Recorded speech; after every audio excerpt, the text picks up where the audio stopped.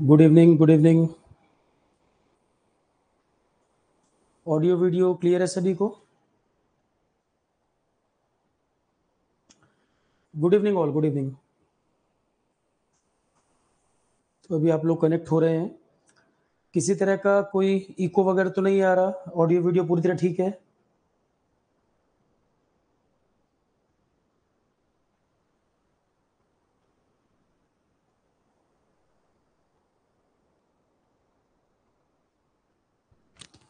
ठीक है।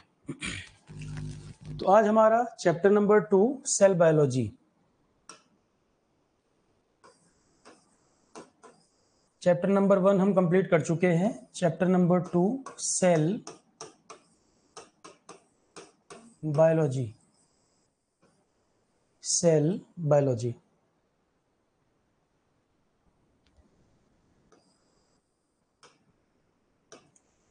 Current affair की मैगजीन अवेलेबल हो गई है। करंट अफेयर की मैगजीन जो लास्ट मंथ हमने कमिट किया था अवेलेबल हो गया है, ऐप के ऊपर ही है। ऐप के ऊपर ही आप देखेंगे करंट अफेयर का अलग से फोल्डर बना है, उसमें मैगजीन डाल दी गई है। आप प्रिंट वगैरह करके उसको अपने से पढ़ सकते हैं। सॉफ्ट कॉपी की फॉर्म में, पीडीएफ की फॉर्म में आप प्रिंट आउट निकाल सकते हैं उसका डाउनलोड करके। और कवरेज उसमें जनवरी से जून तक का है। डाटा जो है जनवरी से जून तक का, कुछ टॉपिक और पुराने भी हैं स्कीम्स वगैरह के। और उसमें जो भी मैगजीन ले रहा है उसमें क्वेश्चन जरूर लगाए। लास्ट में 100 क्वेश्चन है विद एक्सप्लेनेशन, वो जरूर करिएगा। 100 क्वेश्चन करंट अफेयर के लास्ट में विद एक्सप्लेनेशन है। क्वेश्चन और डाल सकते थे पर नंबर ऑफ पेजेस क्योंकि ज़्यादा हो रहे थे, तो 100 क्वेश्चन विद एक्सप्लेनेशन भी लास्ट में पड़ा हुआ है, वो देख सकते हैं आप। कल क्लास भी आपकी इसीलिए नहीं रख पाई क्योंकि मैगजीन में 2-3 दिन काफ़ी ज़्यादा काम हुआ था, तो कल इसीलिए रेस्ट डे था। मैगजीन में काफ़ी ज़्यादा वर्क होने की वजह से कल ऑफ किया गया रेस्ट के कारण। अब हम बायोलॉजी अपना ये लाइफ साइंस का पार्ट कंटिन्यू करेंगे। चैप्टर 1 हमने कर लिया था, अब चैप्टर 2 पर आता है सेल बायोलॉजी। सबसे पहला वर्ड, सेल की जो हम स्टडी करते हैं इसे हम कहते हैं साइटोलॉजी। सेल की जो स्टडी करते हैं उसको कहते हैं cytology. Cytology is the combination of two term, Greek word है। साइटोलॉजी ग्रीक टर्म है, combination of two word, kytos plus logos. Kytos plus logos. Kytos word का मतलब ही है सेल और लॉगस का मतलब है स्टडी। इसका मतलब है सेल और सेल का मीनिंग होता है रूम, और लॉगस का मतलब स्टडी। क्लियर? फर्स्ट टर्म आ गया। Study of cell is known as cytology. It is a Greek term, combination of two word, kytos plus logos. Kytos meaning is cell और cell का literal meaning is room, और logos का मतलब study. तो kytos plus logos, kytos word का मतलब cell, logos का मतलब स्टडी, और ये ग्रीक शब्द है। इस study of cell is known as cytology. Study of cell is known as cytology. नीले साइंस एंड टेक्नोलॉजी के नोट्स ये अभी कहाँ आ गए? लाइफ साइंस पढ़ा रहा हूँ उसके नोट्स दे दिए हैं। जो जो टॉपिक आप में शुरू हो रहा है या कंप्लीट होता जा रहा है उसको ऑलरेडी प्रोवाइड कर रखा है। आगे आगे क्यों भाग रहे हो? और आपको नोट्स देखने हैं तो आरोहन की वेबसाइट पर जाओगे, सारे नोट्स पहले ही डलवा रखे हैं। आरोहन एजुकेशन की वेबसाइट पर जाओगे, उसमें नोट्स ऑलरेडी पड़े हुए हैं। और यहाँ पर जो जो सब्जेक्ट होता जा रहा है मैं उसके हिसाब से पहले ही आपको प्रोवाइड कर रहा हूँ, तो आप उसकी चिंता ना करें। एडवांस में पहले से ही नोट्स देखने हैं तो आरोहन एजुकेशन की वेबसाइट से निकाल लो, ठीक है? तो काइटस प्लस लॉगस। अगला वर्ड, सेल जो होता है, सेल, सिमिलर टाइप के cell, similar type of cell form tissue. What is tissue? Similar type of cell form tissue. For example, hand में ये वाली सेल देखो, ये वाली जो सेल है, लीवर की सेल देखो, स्किन की सेल देखो, सब एक बराबर तो नहीं है, सब एक जैसी तो नहीं है, डिफरेंट लग रही हैं। लीवर, किडनी या ये पाम सेल ही है पर डिफरेंट टाइप की सेल। और ये मिल रही हैं तो क्या बन रहा है, ये मिल रही हैं तो टिश्यू बनता है। तो सेल सिमिलर टाइप के सेल फॉर्म करेंगे टिश्यू। सेवरल टाइप के टिश्यू, कुछ तरह के टिश्यू, सेवरल टाइप के टिश्यू मिलेंगे तो बनेगा ऑर्गन। तो सिमिलर टाइप के सेल फॉर्म करते हैं टिश्यू, सेवरल टाइप के टिश्यू फॉर्म करते हैं ऑर्गन, और सेवरल टाइप के ऑर्गन जब कंबाइन होते हैं तो बनता है organ system. Several type of organ जब ये मिलेंगे तो बनेगा organ system. Several type of organ is organ system. तो सिमिलर टाइप की सेल बनाती है टिश्यू, और डिफरेंट टाइप के टिश्यू बनाते हैं ऑर्गन। जैसे हार्ट है, उसमें कई सारे टिश्यू हैं, और डिफरेंट टाइप के ऑर्गन जैसे स्टमक, स्मॉल इंटेस्टाइन, माउथ, ये सब मिलाओगे तो बनेगा ऑर्गन सिस्टम। ये है सबसे पहले यूनिट सेल, सिमिलर टाइप के सेल टिश्यू, डिफरेंट टाइप के टिश्यू ऑर्गन, और डिफरेंट टाइप के ऑर्गन जब मिला दोगे तो ऑर्गन सिस्टम। इस तरह से चलता है पूरा सिस्टम। तो ऑर्गन सिस्टम का क्या मतलब है? ऑर्गन सिस्टम का मीनिंग एग्जाम्पल के तौर पर, ऑर्गन सिस्टम का मतलब है एग्जाम्पल, जैसे मैं कहूं डाइजेस्टिव सिस्टम, डाइजेस्टिव सिस्टम। तो डाइजेस्टिव सिस्टम में माउथ, स्टमक, स्मॉल इंटेस्टाइन, ये सब कवर हो रहा है।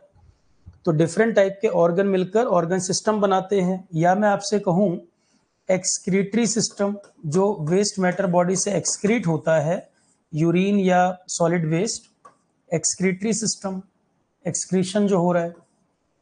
या जो रेस्पिरेशन आप करते हैं, नोज से आपने एयर इनटेक किया, फिर वो विंड पाइप से गया, लंग्स में भरा, इसको हम कहते हैं रेस्पिरेटरी सिस्टम।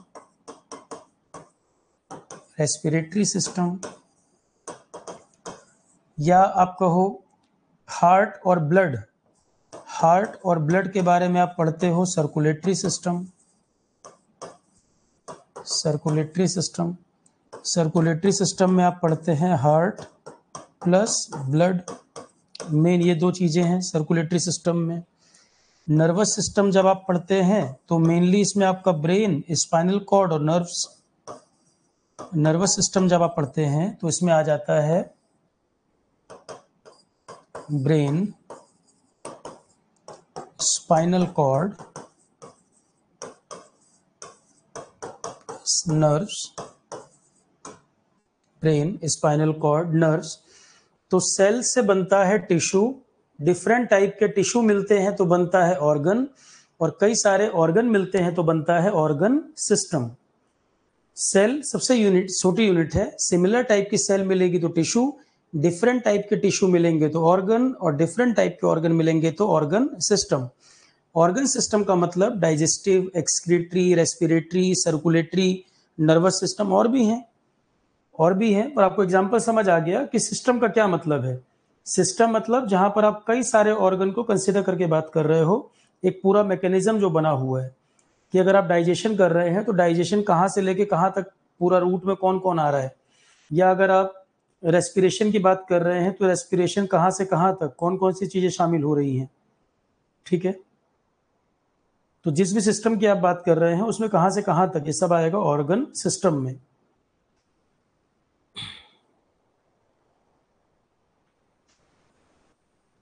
तो सर्कुलेटरी सिस्टम में आप हार्ट और ब्लड के बारे में पढ़ते हैं, नर्वस सिस्टम में आप ब्रेन, स्पाइनल कॉर्ड, नर्व्स, इनके बारे में पढ़ते हैं, एक्सक्रीटरी वगैरह में आप किडनी वगैरह के बारे में पढ़ते हैं, डाइजेशन में आप स्टमक, स्मॉल इंटेस्टाइन, ये सब आएगा। आगे में पढ़ने भी है ये, बॉडी के बारे में पढ़ेंगे तब आएगा। एक वर्ड आया ऑर्गन। ऑर्गन जैसे हार्ट, लीवर, किडनी, ये सब आपका ऑर्गन का पार्ट है। Organ, total organ in the body, अभी भी बॉडी के सारे ऑर्गन्स का पता नहीं है। अगर मैं आपको बताऊं अभी भी बॉडी में जितने टोटल ऑर्गन है उनका पता नहीं है। बॉडी एक बहुत कॉम्प्लेक्स और नेचर के द्वारा बनाया हुआ एक बहुत ही फाइन स्ट्रक्चर है। बहुत परफेक्ट मैकेनिज्म आपको बॉडी में देखने को मिलता है, पर हम जो उसको बाहर से डिस्टर्ब करते हैं, गड़बड़ तब आती है। बहुत अच्छा मैकेनिज्म बनाया हुआ, आप देखेंगे आगे जब एक टॉपिक आप पढ़ोगे, डाइजेशन पढ़ोगे, ब्लड पढ़ोगे, इतनी माइन्यूट तरीके, इतनी मतलब माइन्यूट इंजीनियरिंग है बॉडी के अंदर, आपको ऐसी ऐसी चीजें मिलेंगी कि कहीं गलती की गुंजाइश नहीं लग रही है, और कहीं पर वही चीज एबनॉर्मल होने लगती है तो बीमारी का रूप लेती है। नेचर ने बिल्कुल सही मैकेनिज्म बनाया हुआ है, पर उसमें कोई भी चीज कंपोनेंट डिस्टर्ब होने लगे तो वो गड़बड़ हो जाएगा। ह्यूमन इस तरह से इतनी फाइन ट्यूनिंग नहीं कर सकता कि हर चीज एक दूसरे से जुड़ी हुई और बिल्कुल परफेक्ट मिक्सचर, परफेक्ट सॉल्यूशन के टर्म में। जब आप पढ़ोगे बॉडी के बारे में तब आपको पता चलेगा। गैसेस का मूवमेंट है, हार्मोन है, एंजाइम है, किसको कहाँ बनना है, उसके बाद कहाँ जाना है, पैकेजिंग होनी है, सब कुछ प्रॉपर तरीके से चल रहा है। ठीक है, माइन्यूट लेवल पे देखें तो बहुत फाइन इंजीनियरिंग का एग्जाम्पल है। ऑर्गन जैसे कि एग्जाम्पल हार्ट, किडनी, लीवर, जो भी बॉडी के अलग अलग अंग हैं, heart, kidney, liver, brain, skin etcetera, और भी हैं कई सारे। बॉडी में लगभग कितने ऑर्गन हैं अभी तक जिनका पता लग चुका है? 80 total organs in the body अभी तक जितने मालूम चल चुके हैं, और नए नए पता लगते जा रहे हैं। लास्ट 5 ईयर में ही 2 to 3 न्यू ऑर्गन्स का बॉडी में पता चला हुआ है, पता लगा है। तो total organs in our body around 80, और रिसर्च चलती जाती है, कुछ ना कुछ नई चीजें भी मिलती जाती हैं। तो total organs in our body, 2 नए ऑर्गन का जो पता चला था, आपसे पूछेगा तो नहीं, वैसे उनका नाम मेसेंट्री और इंटरस्टिडियम था। मेसेंट्री और इंटरस्टिडियम, ये भी क्वेश्चन भी 2-3 साल पुराना हो चुका है। तो अभी टोटल ऑर्गन की संख्या अगर मैं आपको बताऊं 80 ऑर्गन है बॉडी में टोटल। अभी total organ in our body 80। Largest organ, ये क्वेश्चन आता है, लार्जेस्ट ऑर्गन है बॉडी का स्किन। लार्जेस्ट ऑर्गन है बॉडी का स्किन, और skin first line of defence भी है। जब हमें कोई इन्फेक्शन हमारी बॉडी को अफेक्ट करता है, सबसे पहली प्रोटेक्शन हमें कौन दे रहा है? हमारी स्किन। तो फर्स्ट लाइन ऑफ डिफेंस भी स्किन को कहा जाता है, और सबसे बड़ा ऑर्गन भी है बॉडी में। स्किन के अंदर 3 लेयर्स होती हैं। सबसे ऊपरी लेयर उसे कहते हैं एपिडर्मिस। स्किन के जो एक्सपर्ट होते हैं उनको क्या बोलते हो? डर्मेटोलॉजिस्ट। डर्म शब्द स्किन के लिए यूज होता है। स्किन के जो एक्सपर्ट होते हैं, आप देखोगे उसमें लिखा रहता है डर्मेटोलॉजिस्ट। किसी को डेंड्रफ की प्रॉब्लम हो गई है या स्किन की प्रॉब्लम हो गई, किसको दिखाता है? डर्मेटोलॉजिस्ट को, स्किन के एक्सपर्ट। तो स्किन में 3 लेयर होती हैं। फर्स्ट लेयर होती है एपिडर्मिस। डर्म शब्द स्किन के लिए आता है, एपी का मतलब होता है आउटर। तो स्किन की सबसे बाहरी लेयर एपिडर्मिस, उसके बाद आती है डर्मिस, और उसके बाद आती है सबक्यूटेनस टिश्यू। सबक्यूटेनस टिश्यू, ये तीसरी लेयर होती है। तो यहीं पर लिख लेते हैं, स्किन लार्जेस्ट ऑर्गन है हमारी बॉडी में, और act as first line of defence. Skin act as first line of defence. Infection वगैरह का मुकाबला करने के लिए पहली सीढ़ी, पहला स्टेप ये है कि इन्फेक्शन को रोकने के लिए सबसे पहला एफर्ट स्किन करेगा, first line of defence. Skin has 3 parts. Skin has 3 parts. कौन कौन? Epidermis, dermis and subcutaneous tissue.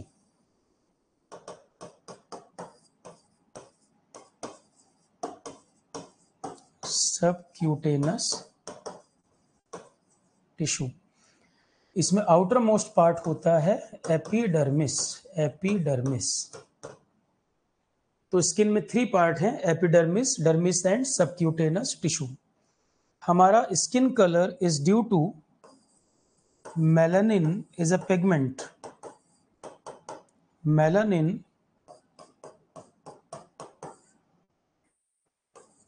it is a pigment responsible for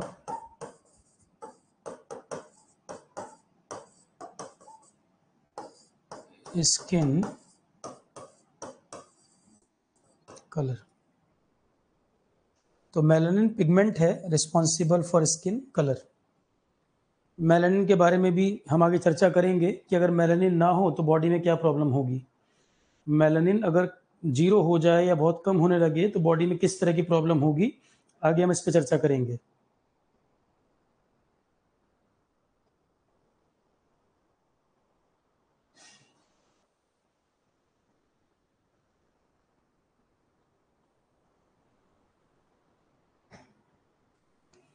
ठीक है, यहाँ तक देखो। तो हमने बात शुरू की ऑर्गन, ये ऑर्गन हो गए। टोटल ऑर्गन बॉडी में 80। सबसे बड़ा ऑर्गन स्किन। स्किन हमारा फर्स्ट लाइन ऑफ डिफेंस भी है। स्किन के 3 पार्ट्स होते हैं, कौन कौन से? Epidermis, dermis and subcutaneous tissue, जिसमें एपिडर्मिस जो है आउटर मोस्ट पार्ट होता है। मेलानिन वो पिगमेंट है जो स्किन कलर के लिए रिस्पॉन्सिबल होता है। यहाँ तक नोट कर लो।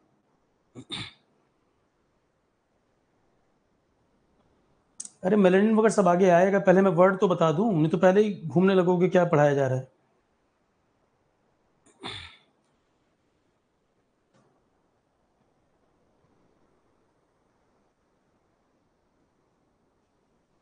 ठीक है, तो मेलानिन एक पिगमेंट है जो स्किन कलर के लिए रिस्पॉन्सिबल है। तो हमने क्या पढ़ा अभी तक?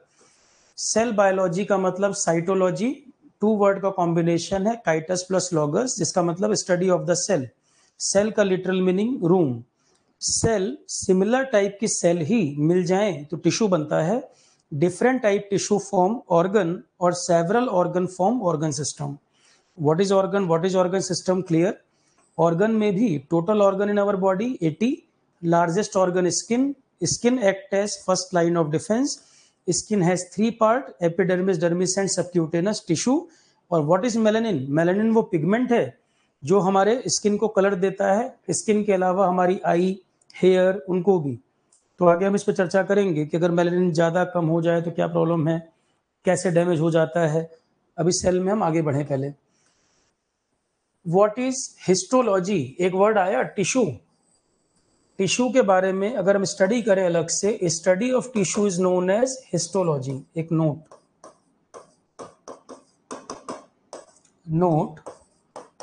What is histology? तो लॉजी शब्द means what? Study. Logy means study. Histology is study of tissues. Histology is study of tissues.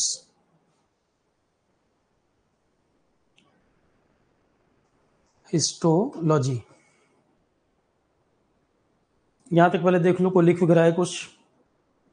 आगे बढ़े फिर।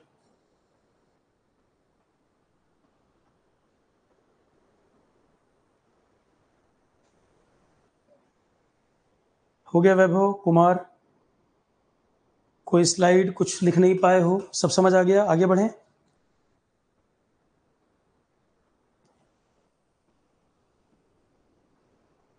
Okay.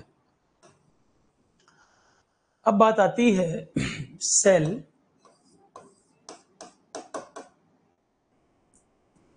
It was first time discovered by, it was first time discovered by, सभी को पता है इसका आंसर।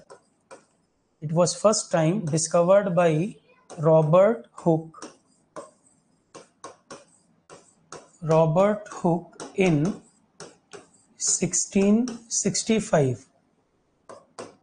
छाल में पता लगा था, एक पेड़ की छाल में, उसमें इसने देखा। तो रॉबर्ट हुक इन 1665 कहां पे खोजा था? In the bark section of, in the bark section of cork tree. Cork tree. तो सेल, सबसे पहली बार सेल कैसे पता चला? रॉबर्ट हुक ने 1665 में कॉर्क ट्री के बार्क सेक्शन में, बार्क मतलब छाल, पर इसको न्यूक्लियस नहीं पता था। न्यूक्लियस तो बाद में जाकर कि सेल के अंदर न्यूक्लियस जैसी भी कोई चीज है, वो 1831 में रॉबर्ट ब्राउन उसने पता लगाया था। रॉबर्ट हुक को सेल तो पता लगी कि कोई चीज है, रफ सा इसको स्ट्रक्चर नजर आया, पर इसको न्यूक्लियस का नहीं पता था। न्यूक्लियस के जो डिस्कवर किया गया रॉबर्ट ब्राउन ने। Nucleus was discovered by, nucleus was discovered by Robert Brown in 1831. तो cell, it was first time discovered by Robert Hooke 1665 in the bark section of cork tree, और nucleus को खोजा था cell के अंदर Robert brown ने 1831 में। 1831 में तो जैसे ये बिल्डिंग ब्रिक से बना है, वैसे ही हमारा बॉडी किससे बना है? सेल से। जैसे बिल्डिंग बना है ब्रिक से, वैसे हमारा बॉडी बना है सेल से।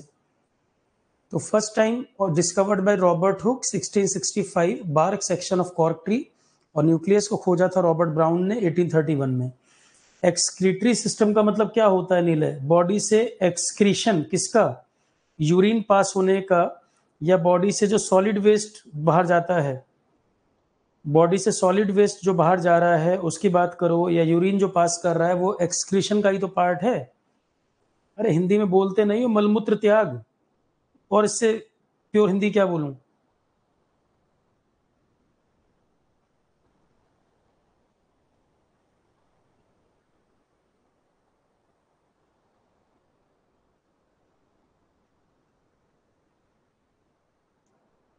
नेफ्रोलॉजी सिर्फ किडनी की स्टडी, किडनी की स्टडी को बोलते हैं नेफ्रोलॉजी। आगे आएगा ये सब।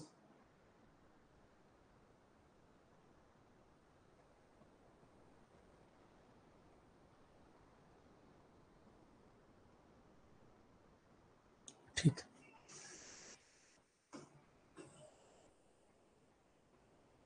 सीधे सीधे नाम पूछता है, रॉबर्ट हुक, रॉबर्ट ब्राउन, दोनों अंडरलाइन कर लो, दोनों आता है। नाम पूछता है रॉबर्ट हुक, रॉबर्ट ब्राउन।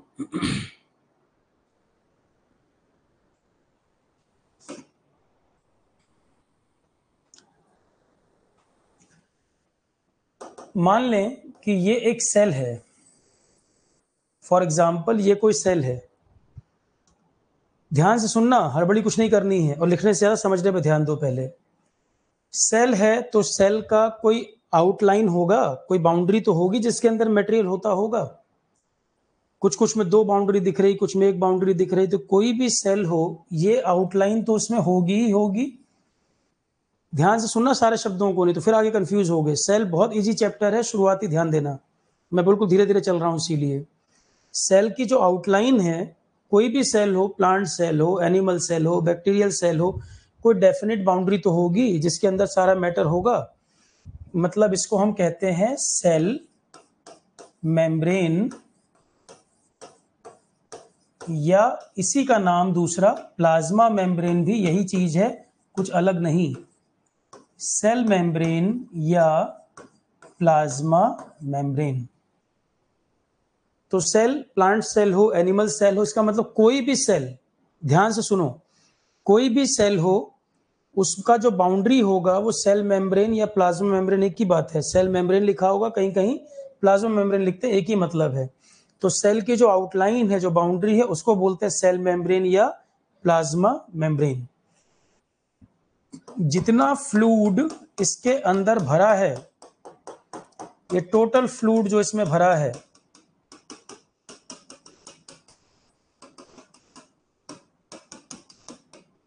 ये जितना फ्लूइड इसमें भरा है, इस फ्लूइड को कहते हैं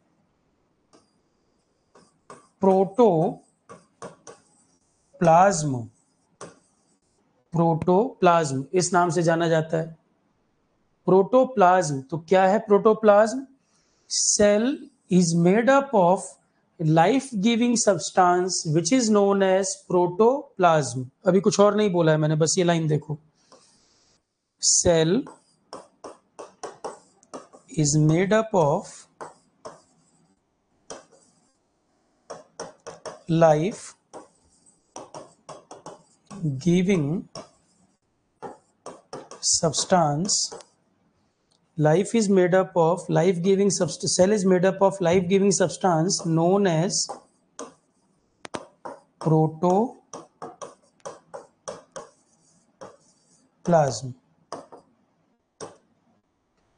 प्रोटोप्लाज्म खुद किस चीज का बना है? इसमें मेनली है प्रोटीन, वाटर, फैट, ये है। Protoplasm mainly contains proteins, fats, water,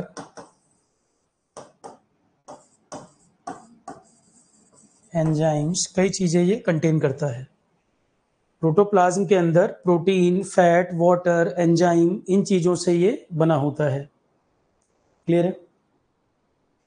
तो अभी मैंने कुछ नहीं बताया, सिर्फ मैंने कहा कि सेल जैसी कोई चीज है जिससे लाइफ बनती है, और सेल होगा तो उसकी एक आउटलाइन होगी, मतलब बाहर की बाउंड्री होगी, जिसको हम सेल मेम्ब्रेन या प्लाज्मा मेम्ब्रेन के नाम से जानते हैं, और उसके अंदर जितना ये मैटर भरा हुआ है उसको प्रोटोप्लाज्म कहा जाता है। तो इन जनरल आपसे कोई पूछे कि सेल किस चीज का बना है, तो आप कहेंगे protoplasm. Cell life giving substance, ये हमें लाइफ दे रहा है। लाइफ जिस मटेरियल की वजह से, बेसिकली प्रोटोप्लाज्म नाम है। तो सेल बना हुआ है प्रोटोप्लाज्म के कारण, प्रोटोप्लाज्म से बना हुआ है। प्रोटोप्लाज्म के खुद के स्ट्रक्चर में कोई तो चीज होगी, कोई तो रॉ मटेरियल होता होगा प्रोटोप्लाज्म के अंदर। तो प्रोटोप्लाज्म के अंदर मेनली प्रोटीन, वाटर, फैट, ये सब मिलता है। अब आप मुझे बताइए, प्रोटोप्लाज्म नाइट्रोजन कंटेन करता है, सही या गलत? प्रोटोप्लाज्म नाइट्रोजन कंटेन करता है, बात सही है गलत है, जरा बताओ। प्रोटोप्लाज्म के अंदर नाइट्रोजन भी होती है, सही गलत? सही। क्यों विक्रम, सही क्यों कह रहे हो? किस बेसिस पे कह रहे हो इस बात को? सही है कैसे?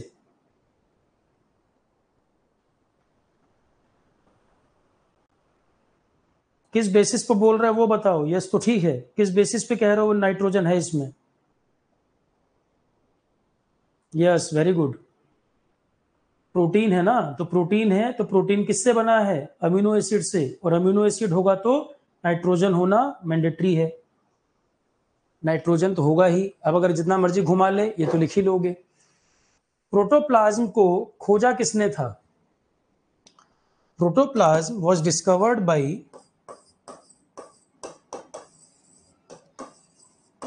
Protoplasm was discovered by, person का नाम था Dujardin. Dujardin. And the term protoplasm was given by,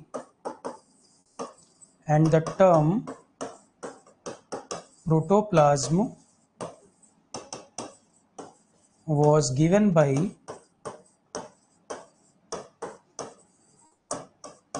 Purkinje. Protoplasm was discovered by Dujardin and the term protoplasm was given by Purkinje. और एक कंसेप्ट होता है protoplasm theory. Protoplasm theory was given by, केवल एक scientist का नाम याद रखना है, सुल्ज। सुल्ज। तो प्रोटोप्लाज्म को खोजा डुजार्डिन ने, टर्म प्रोटोप्लाज्म दिया था पुरकिंजे ने, और प्रोटोप्लाज्म थ्योरी का एक कंसेप्ट है वो दिया था सुल्ज ने। बस ये तीन नाम याद रखो यहां पर। थ्योरी क्या है? सेल के अंदर जो लाइफ गिविंग सब्सटेंस है प्रोटोप्लाज्म में, जो बात कह रहे हो, यही थ्योरी का पार्ट है। यही थ्योरी का पार्ट है। तो थ्योरी के अंदर नहीं जाना, बस हमें नाम जानना है, डुजार्डिन, पुरकिंजे, सुल्ज। तीनों नाम आ जाएं सीधे ऑप्शन में। देखो ये प्रोटोप्लाज्म कहाँ लिखा है। खोजा था डुजार्डिन ने, टर्म नाम दिया था पुरकिंजे ने, थ्योरी दी थी सुल्ज ने। ये तो ही प्रोटोप्लाज्म की बात। यहां तक हो गया। देखो आगे बढ़े, पहले यहां तक चेक कर लो। कोई अगर लिख रहा है तो कंफर्म करे, फिर आगे बढ़े।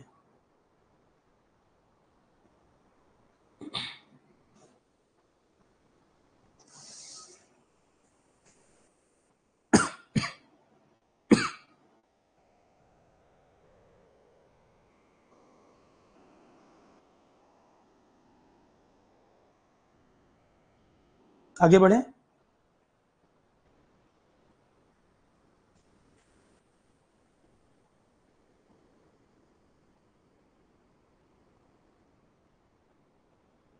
मुझे बीपीएससी, यूपीपीसीएस और एसएससी सारे बच्चे ये बताएं, पुराने जो लेक्चर आपने देखे हैं, भाई हिस्ट्री दोनों में अलग हुआ है, पॉलिटी दोनों में अलग हुआ है, ये सब्जेक्ट दोनों के लिए कॉमन है तो ये कॉमन चल रहा है। इकोलॉजी एनवायरनमेंट दोनों के लिए सफिशिएंट है।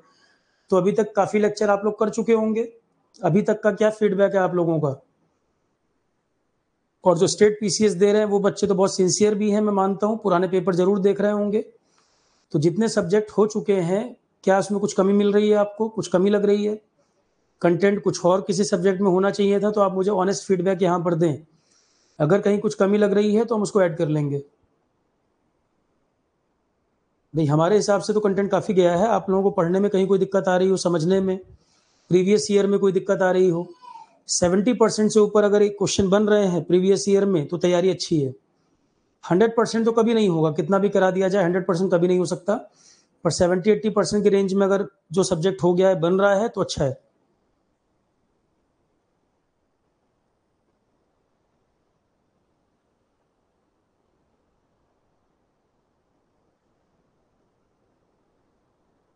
चलो गुड। आरोहन सिंसियर टीचिंग के लिए जाना ही जाता है। 2-2.5 महीने में जितना भी लोगों ने जाना वो सिंसियर टीचिंग ही जाना, कि प्रचार नहीं ना किया जाए, चुपचाप पढ़ाया जाए, और वही होना भी चाहिए टीचिंग में।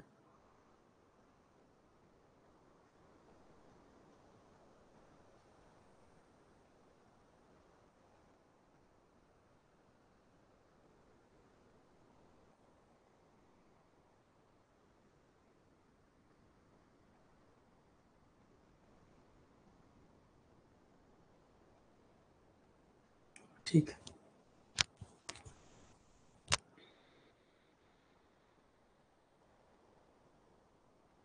मैं जो भी सब्जेक्ट ले रहा हूँ वो इजी लग रहा है, चिंता ना करो। हम लोग टाइम से आगे चल रहे हैं, सिलेबस बिल्कुल टाइम पे खत्म होगा, कोई दिक्कत नहीं होगी। ठीक है। अब मैंने सिर्फ एक वर्ड अभी तक बोला, प्रोटोप्लाज्म जैसी कोई चीज आई है ना, प्रोटोप्लाज्म जैसी कोई चीज आई। अब हम अगले शब्द पर आते हैं। इस टॉपिक में दिक्कत ही यही है कि आपको वर्ड थोड़े से टफ लगते हैं। टफ है नहीं, बड़ा सिंपल है। अब ये बताओ, सेल में न्यूक्लियस जैसी भी एक चीज होती है ना, ये तो हमको मालूम ही है। सेल के अंदर न्यूक्लियस जैसी भी कोई चीज है। हमेशा न्यूक्लियस सेंटर पे हो कोई जरूरी नहीं है, जैसे प्लांट सेल में ये किनारे की तरफ होता है, एनिमल सेल में न्यूक्लियस सेंटर पर होता है, पर ये एटम की तरह नहीं चल रहा मामला। आप कई बार कंफ्यूज होते हो एटम और सेल में। नाइट्रोजन एटम की बात करो या ऑक्सीजन एटम की बात करो, सेल उससे बड़ी चीज है। सेल बना है प्रोटीन, फैट, इन चीजों से मिलकर। तो सेल एक बहुत बड़ा स्ट्रक्चर है, उसके अंदर प्रोटीन, फैट, ये चीजें हैं, उनमें एटम है। तो सेल का न्यूक्लियस या एटम का न्यूक्लियस मिक्स मत कर देना बात। सेल बनी है प्रोटीन, फैट, इन सब चीजों से मिलके, उसके अंदर जाओगे तब एटम की बात आ रही है। तो दोनों अलग चीजें हैं। कई बार स्कूल टाइम में आपको कंफ्यूजन होती थी, सेल में भी न्यूक्लियस पढ़ रहा हूँ, एटम में ही पढ़ रहा हूँ, मतलब क्या है? सेल एटम से तो बहुत बड़ा स्ट्रक्चर है, ठीक। एटम बहुत छोटी चीज है, बहुत माइन्यूट है। और सेल जो बना है जिन कंपोनेंट से मिलकर, उसमें कई सारे एटम जुड़े हुए हैं, केवल एक एटम नहीं है। नाइट्रोजन भी है, ऑक्सीजन भी है, कार्बन भी है, हाइड्रोजन का भी यूज होगा, कहीं कहीं आपको उसमें सल्फर भी मिलता है। तो बहुत सारे एंजाइम है, कई सारे। तो एटम के लेवल पे जाएंगे तो उसमें बहुत सारी चीज, फॉस्फोरस है, ये सब एटम। अब सेल के अंदर जो फ्लूइड भरा था, आपने उसको कहा प्रोटोप्लाज्म, आपने उसको नाम दिया प्रोटोप्लाज्म। जितना फ्लूइड न्यूक्लियस के अंदर आ गया, प्रोटोप्लाज्म का जितना हिस्सा न्यूक्लियस के अंदर आ गया है, प्रोटोप्लाज्म का जितना हिस्सा न्यूक्लियस के अंदर आ गया है, इसको कहते हैं न्यूक्लियोप्लाज्म। न्यूक्लियो बहुत आसान है याद रखना, न्यूक्लियस के अंदर है तो क्या नाम दोगे? न्यूक्लियोप्लाज्म। और जितना प्रोटोप्लाज्म का हिस्सा इसके बाहर है, जितना हिस्सा बाहर है, यहां पे भी तो प्रोटोप्लाज्म का पार्ट है ना, फ्लूइड तो पूरा मिला के प्रोटोप्लाज्म था।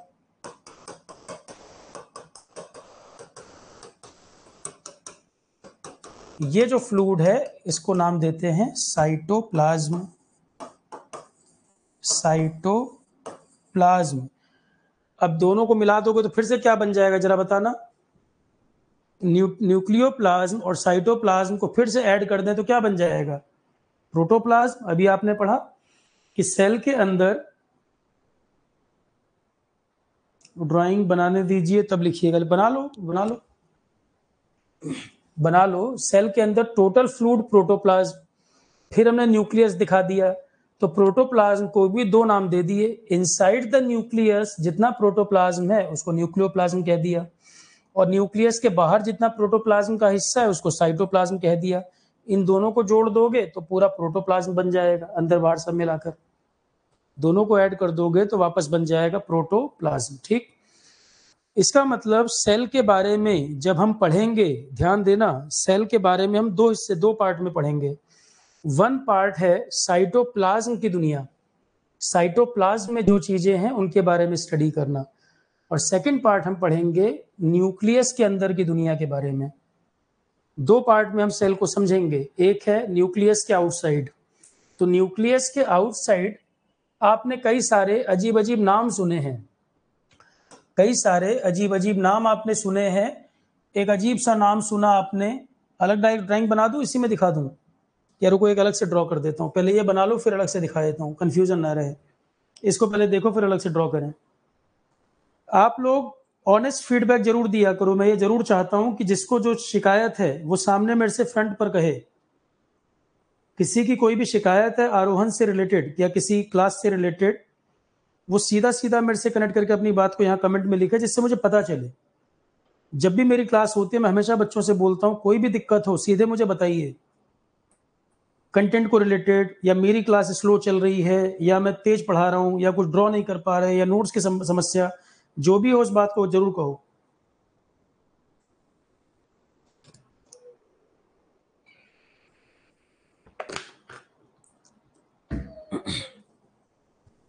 End of the day motive मेरा ये है कि आपको ज़्यादा से ज़्यादा चीज़ें अच्छी क्वालिटी, मतलब बेस्ट क्वालिटी, और पेपर निकलना चाहिए।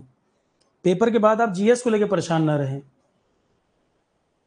पहले वाला ड्राइंग कौन सा था? ये तो खाली मैंने इसमें ये बनाया क्या ड्राइंग? इसमें कोई ड्राइंग थोड़ी है। इसमें एक शब्द और लिख लो, सेल मेम्ब्रेन या plasma membrane.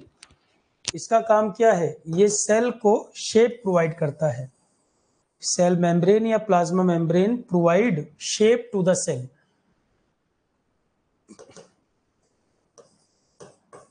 Provide shape to the cell. Cell membrane या प्लाज्मा मेम्ब्रेन सेल को शेप प्रोवाइड करता है। ठीक,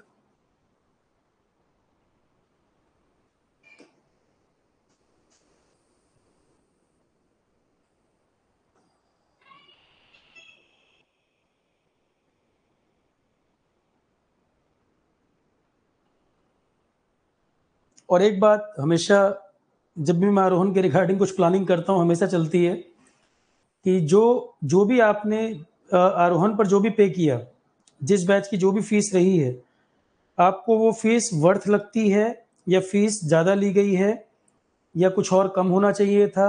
वो मैं हमेशा सोचता हूँ कि वो आपके लेवल पे आपको क्या फील होता है कि एक एक रुपया जो भी आपने कुछ लगाया वो वर्थ है या नहीं।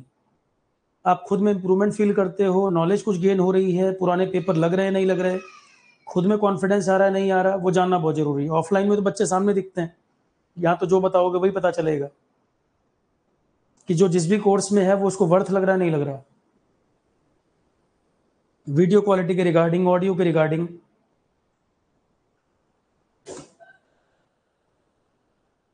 आगे बढ़े आप। तो प्लाज्मा मेम्ब्रेन या सेल मेम्ब्रेन क्या चीज है? जो सेल को शेप देता है। सेल मेम्ब्रेन या प्लाज्मा मेम्ब्रेन सेल को शेप प्रोवाइड करता है, provide shape to the cell. अब मैं, चलो अब ये बन गया है तो मैं यहीं पर ड्रॉ कर देता हूं, चाहे अलग से आप बना लो, मैं यहीं पर ड्रॉ कर देता हूं। ठीक है, मैं यहीं पर इसको ड्रॉ कर देता हूं। इसमें देखिएगा कई बड़े अजीब अजीब नाम जो आपको सेल में प्रॉब्लम करते हैं। आपको टफ यही लगता था कि सर मैं एक नाम सुनता था माइटोकॉन्ड्रिया, ये कहां पर है? ये सब जो अजीब अजीब नाम सुनते हो साइटोप्लाज्म में घूम रहे हैं। एक नाम सुनते थे लाइजोजोम जैसी कोई चीज होती है, लाइजोजोम, और केवल सिंगल सिंगल हो ऐसा जरूरी नहीं है, कई सारे माइटोकॉन्ड्रिया हो सकते हैं, कई सारे लाइजोजोम हो सकते हैं। एक चीज होती है गोल्जी बॉडी, इस तरह का बना होता है, इस तरह की शेप होती है। एक इसमें होता है एंडोप्लाज्मिक रेटिकुलम, एक चीज होती है। तो बहुत सारे जो नाम आपने अजीब अजीब सुने थे, राइबोसोम एक चीज होता है, तो वो सब साइटोप्लाज्म में मौजूद होते हैं, जिन्हें हम कहते हैं सेल ऑर्गेनल, जिन्हें हम नाम देते हैं सेल ऑर्गेनल। जैसे मैं इसकी बात करूं, कुछ मैं एक दो नाम यहाँ लिख दूं, जैसे माइटोकॉन्ड्रिया, लाइजोसोम। तो जब भी इनकी बात हो तो आप न्यूक्लियस के अंदर झांकोगे कि बाहर देखोगे, बाहर की दुनिया है। तो जैसा कि मैंने आपको बताया, सेल को हम 2 पार्ट में स्टडी करते हैं, न्यूक्लियस के इनसाइड और न्यूक्लियस के आउटसाइड, 2 हिस्से में पढ़ते हैं। तो साइटोप्लाज्म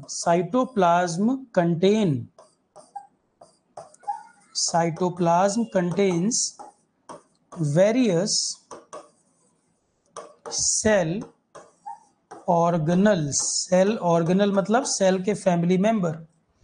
साइटोप्लाज्म के अंदर वो चीजें होती हैं जिनको हम सेल ऑर्गेनल कहते हैं।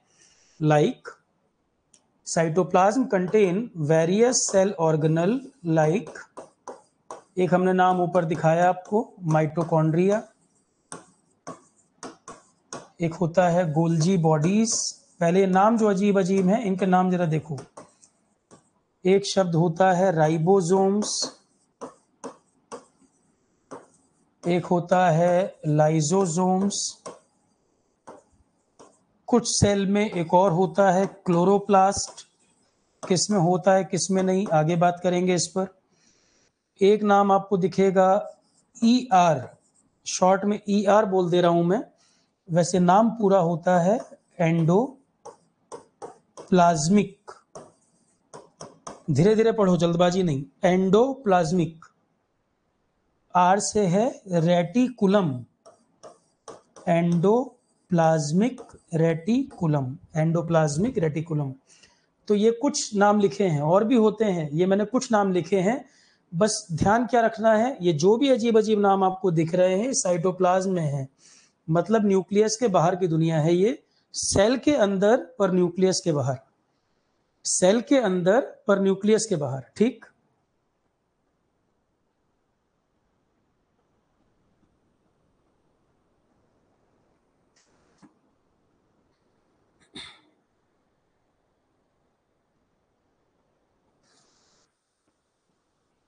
तो ये अजीब अजीब नाम आगे जब पढ़ेंगे तो आपका सीधा ध्यान किस पर जाए, सीधा ध्यान जाए सेल के अंदर है पर न्यूक्लियस के बाहर है। तो ये पहले नाम नोट करना है, करो, फिर हम आगे लिखें। साइटोप्लाज्म के अंदर ये सब चीजें तैर रही हैं, साइटोप्लाज्म में स्विम कर रहे हैं ये सब। और सेकंड पार्ट आता है inside the nucleus. Inside the nucleus क्या मिलेगा आपको? इनसाइड द न्यूक्लियस मिलेगा chromosome, thread like structure, chromosome. तो जब हम क्रोमोसोम बोलेंगे, क्रोमोसोम बना है प्रोटीन प्लस डीएनए, डीएनए की बात करेंगे, डीएनए पे होते हैं जीन, जीन की बात करेंगे, या डीएनए से बनता है आरएनए, आरएनए की बात करेंगे, तो हम न्यूक्लियस के अंदर की बात कर रहे हैं। फिर हम न्यूक्लियस के अंदर की बात कर रहे हैं। तो nucleoplasm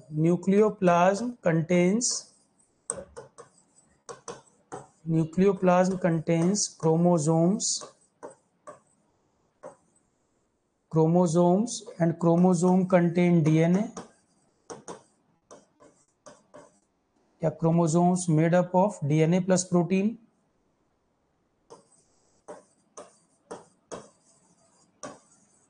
made up of DNA plus protein। इसके अलावा आप आरएनए की बात करो, आरएनए, ये सब बात है न्यूक्लियस के अंदर। डीएनए के सेगमेंट को ही जीन कहते हैं, DNA contain gene, DNA contain genes. तो क्या होता है न्यूक्लियस के बाहर और क्या होता है न्यूक्लियस के अंदर, थोड़ा सा बस हमने ये देख लिया कि साइटोप्लाज्म और न्यूक्लियोप्लाज्म, प्रोटोप्लाज्म के ही 2 नाम हैं, न्यूक्लियस के बाहर और न्यूक्लियस के अंदर। प्रोटोप्लाज्म और न्यूक्लियो, ये साइटोप्लाज्म और न्यूक्लियोप्लाज्म, प्रोटोप्लाज्म के ही 2 नाम हैं, एक न्यूक्लियस के बाहर, एक न्यूक्लियस के अंदर। साइटोप्लाज्म में किस तरह की चीजें होती हैं ये लिखी हैं। न्यूक्लियोप्लाज्म में क्या होता है? थ्रेड लाइक स्ट्रक्चर, धागे की तरह स्ट्रक्चर, क्रोमोसोम, आरएनए। और क्रोमोसोम जैसा कि हम जानते हैं डीएनए प्लस प्रोटीन का बना होता है। तो डीएनए भी कहां पर है? डीएनए क्रोमोसोम को बनाने में यूज हुआ है, इसका मतलब न्यूक्लियस के अंदर है। और डीएनए के सेगमेंट को ही जीन कहते हैं। तो जीन की जब बात आएगी तो भी हम न्यूक्लियस के अंदर की बात करेंगे। तो जो हमारा ह्यूमन जेनेटिक्स का पार्ट है वह न्यूक्लियस के अंदर की बात है। जो ह्यूमन जेनेटिक्स की हम बात करेंगे या जेनेटिक प्रॉब्लम की बात करेंगे तो न्यूक्लियस के अंदर की बात करेंगे। और जब हम माइटोकॉन्ड्रिया वगैरह बोलेंगे तो हम साइटोप्लाज्म की बात करेंगे, दोनों अलग चीजें हैं।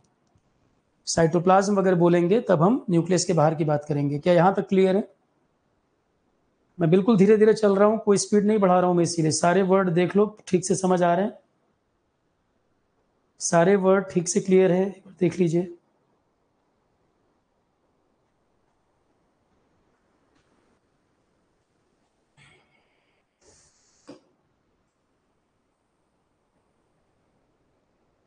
तो न्यूक्लियोप्लाज्म प्लस साइटोप्लाज्म मिला दोगे तो क्या बन जाएगा फिर से? ये न्यूक्लियोप्लाज्म प्लस साइटोप्लाज्म, इसको ऐड कर दोगे तो फिर से क्या बन जाएगा? प्रोटोप्लाज्म बन जाएगा। फिर से जोड़ दोगे तो प्रोटोप्लाज्म।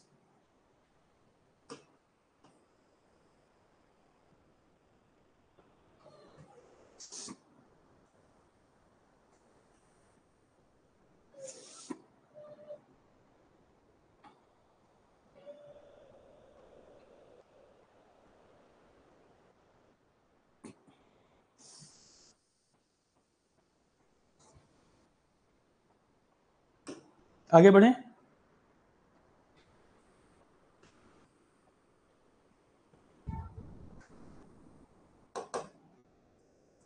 एक कंसेप्ट आता है इसके बाद,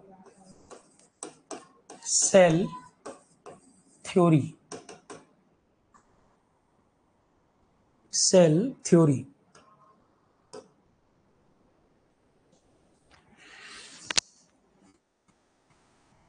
cell theory, it was given by Sliden and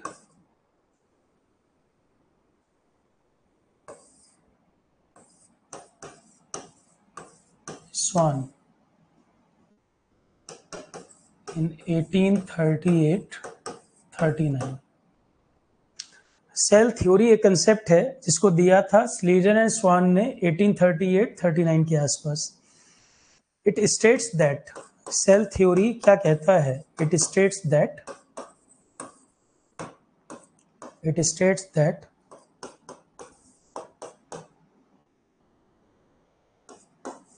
all the living organisms are made up of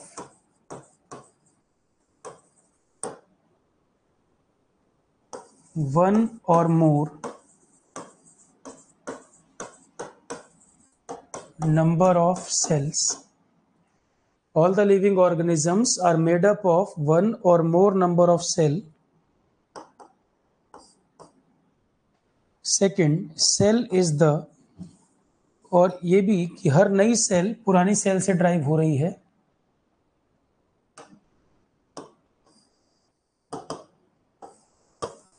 And each new cell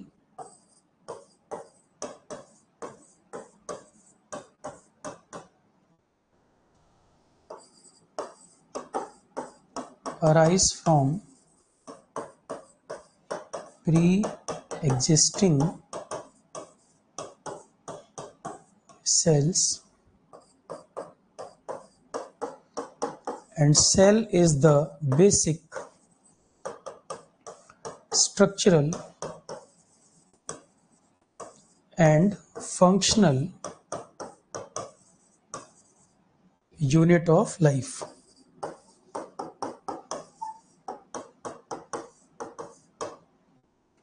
तो इन्होंने क्या कहा? सेल थ्योरी इस बात को कहती है कि जो भी लाइफ है, जो भी लिविंग ऑर्गेनिज्म है, वो बना है सेल से। जो भी लिविंग ऑर्गेनिज्म है वो बना है सेल से। सेल किसी में वन हो सकती है, किसी में मल्टीपल हो सकती है। सेल किसी में वन भी हो सकता है, किसी में मल्टीपल भी हो सकता है। तो सेल बना है वन, और बॉडी बना है वन और मोर नंबर ऑफ सेल से।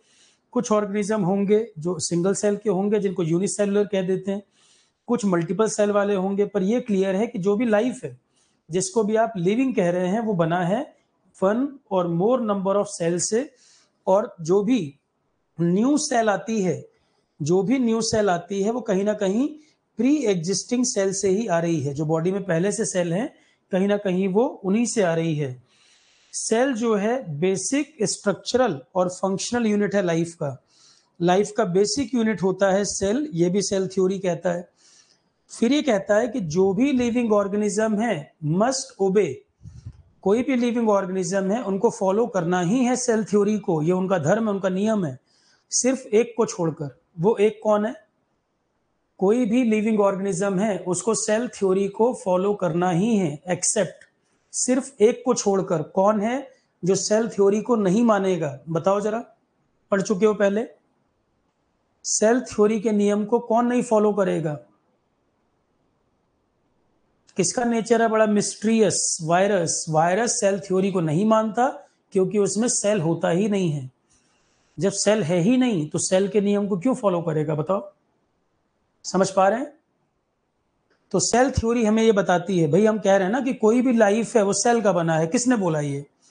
कोई भी लाइफ सेल का बना है, किसी ने कहा होगा। सेल थ्योरी ये बात कहती है कि जो भी लिविंग ऑर्गेनिज्म है बना है सेल का। किसी में 1 सेल हो सकती है, किसी में 1 से ज्यादा सेल हो सकती है। मतलब कुछ ऑर्गेनिज्म यूनिसेलुलर हो सकते हैं और कुछ ऑर्गेनिज्म जो है मल्टी सेलुलर हो सकते हैं। जो भी सेल आ रही है वो कहीं ना कहीं पहले से जो सेल है उन्हीं से आ रही है। और बेसिक यूनिट लाइफ का, जैसे बिल्डिंग का बेसिक यूनिट ब्रिक, वैसे बॉडी का बेसिक यूनिट सेल। ये सेल थ्योरी नहीं बताया। कोई भी लिविंग ऑर्गेनिज्म सारे उनको फॉलो करना ही है सेल थ्योरी की बात को, वो सब फॉलो करेंगे केवल वायरस को छोड़कर, क्योंकि वायरस में कोई सेल नहीं होता। वायरस में कोई सेल नहीं होता। तो all the living organism must obey cell theory except virus. कोई भी लिविंग ऑर्गेनिज्म है सेल थ्योरी को मानेगा केवल वायरस को छोड़कर।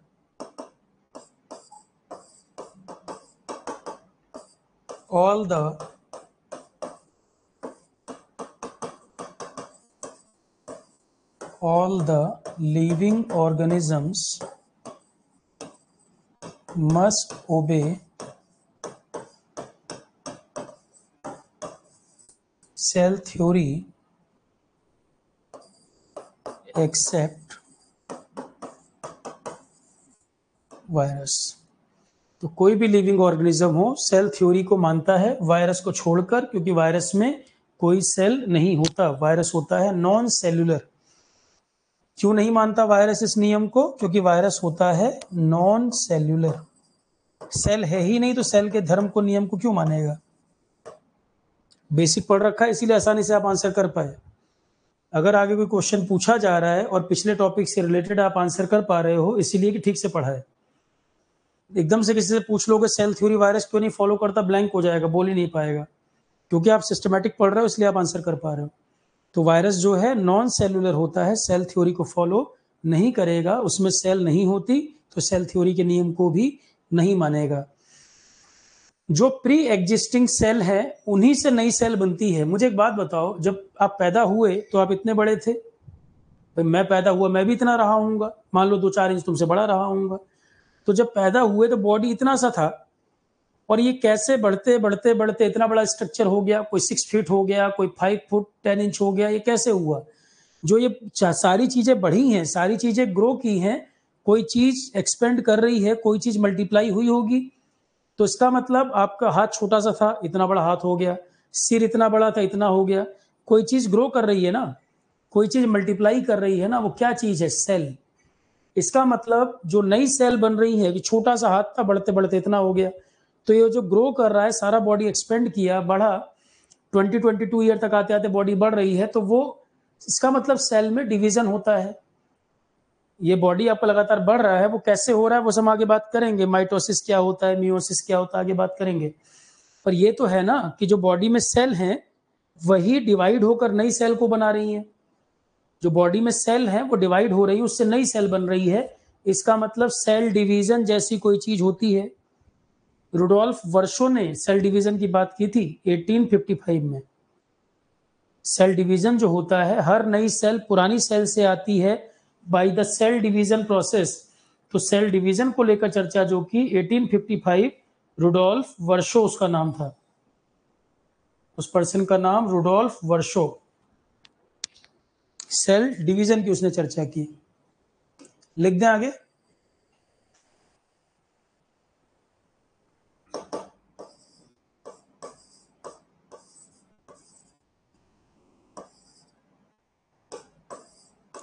Eighteen 1855 Rudolf वर्शो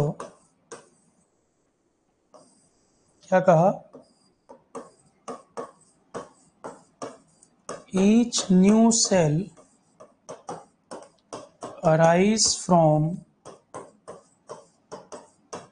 pre-existing each new cell arise from pre-existing cell by the, इसने इस बात को एक लाइन और आगे बढ़ा दिया, by the cell division process. Each new cell arise from pre-existing cell by the cell division process. इसका मतलब सेल डिवीजन जैसी कोई चीज हो रही है। रुडोल्फ वर्शो ने कहा था इस बात को, सेल थ्योरी के बाद, सेल थ्योरी के बाद ये बात आई, रुडोल्फ वर्शो ने कहा। जो नई सेल है वो पहले जो सेल बॉडी में थी उन्हीं से आ रही है, सेल डिवीजन प्रोसेस से। नेक्स्ट पॉइंट पर आए, ये देख लो पहले यहां तक।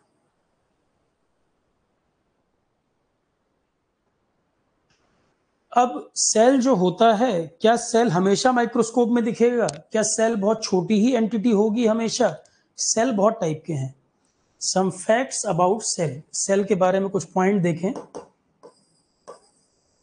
कुछ चीजें आपको सरप्राइज भी करेंगे इसमें। Some facts about cell.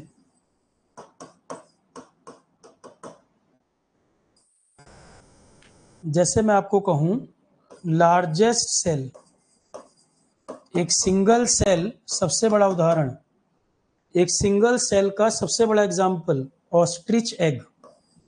शुतुरमुर्ग का जो अंडा है वो सिंगल सेल का एग्जाम्पल है और बहुत बड़ा होता है देखने में। तो सेल हमेशा माइक्रोस्कोप में दिखेगा ऐसा नहीं है। लार्जेस्ट सेल का एग्जाम्पल है ऑस्ट्रिच एग। शुतुरमुर्ग का अंडा एक सिंगल सेल का एग्जाम्पल। सबसे बड़ी सेल है ओवरऑल, ओवरऑल सबसे बड़ी सेल। इसके बाद अगर हम कहें लॉन्गेस्ट सेल, लॉन्गेस्ट सेल की बात करें तो ये होता है न्यूरॉन। न्यूरॉन, न्यूरॉन हमारा जो नर्वस सिस्टम है, ब्रेन, स्पाइनल कॉर्ड, उसका बेसिक यूनिट होता है न्यूरॉन। उसी से मिलकर हमारा नर्वस सिस्टम बनता है। तो लॉन्गेस्ट सेल है ये भी सेल, न्यूरॉन सेल ही है। मैंने आपको बताया ना, हमारा पूरा बॉडी सेल का बना हुआ है। नर्वस सिस्टम जिस टाइप की सेल से बना है उसको न्यूरॉन कहते हैं। नर्वस सिस्टम हमारा जिस पर्टिकुलर सेल से बना है उसको न्यूरॉन कहते हैं। सबसे लंबी सेल का उदाहरण है न्यूरॉन। तो ये है basic structural and functional unit of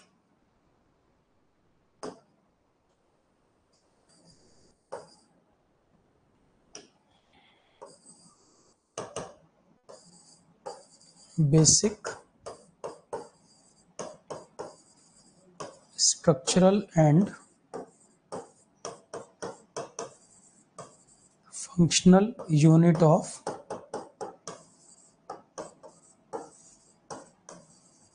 nervous system. Nervous system हमारा न्यूरॉन से बना है। तो सबसे बड़ी सेल ऑस्ट्रिच एग, सबसे लंबी cell neuron, basic structure and functional unit of nervous system. Longest plant cell की अगर बात करें, longest plant cell, longest plant cell, इसका नाम होता है fibre of ramie. Fibre of ramie, plant के अंदर सबसे लंबी सेल। ह्यूमन के अंदर सबसे बड़ी, अच्छा ओवरऑल स्मॉलेस्ट सेल की बात करें पहले, स्मॉलेस्ट ओवरऑल सबसे छोटी सेल। माइक्रोबायोलॉजी में एक ऑर्गेनिज्म पढ़ते हैं, माइकोप्लाज्मा कहते हैं उसको, पीपीएलओ या माइकोप्लाज्मा। इसकी जो सेल होती है सबसे छोटी सेल का एग्जांपल है पीपीएलओ या माइकोप्लाज्मा। पीपीएलओ इसकी फुल फॉर्म है pleuro pneumonia like organism. Pleuro pneumonia like organism. सबसे छोटी सेल का example PPLO, pleuro pneumonia like organism. Mycoplasma बहुत तेजी से अपनी शेप को बदलता रहता है, इस वजह से इसको जोकर भी कहते हैं। लगातार अपनी शेप को बदलने के कारण इसको जोकर भी कहा जाता है, joker of all microbiological pack. Joker of all microbiological pack इस नाम से भी जाना जाता है। लगातार अपनी शेप को बदलता है इस कारण से, लगातार अपनी शेप को बदलने के कारण।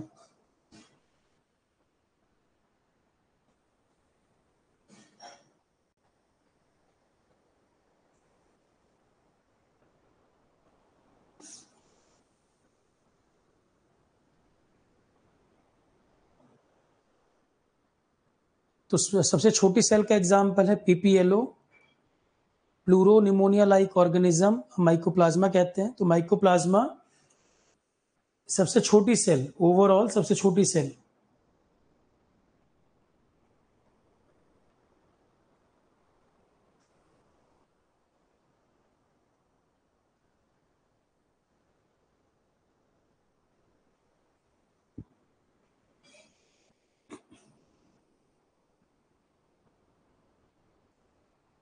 आगे बढ़े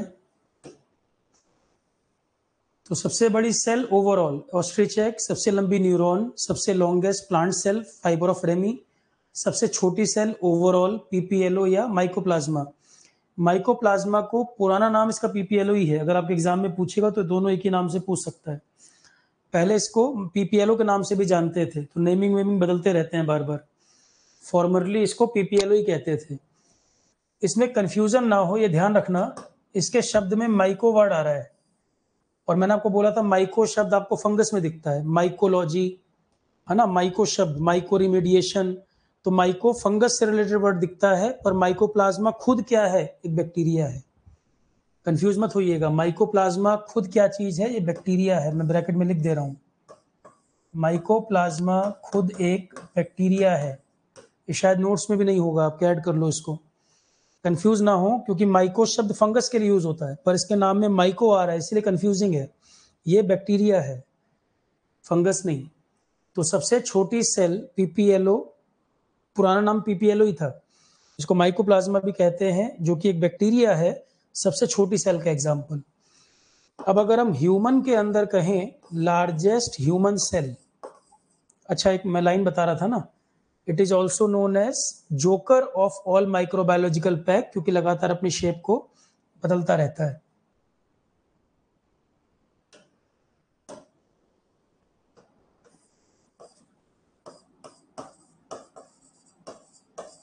known as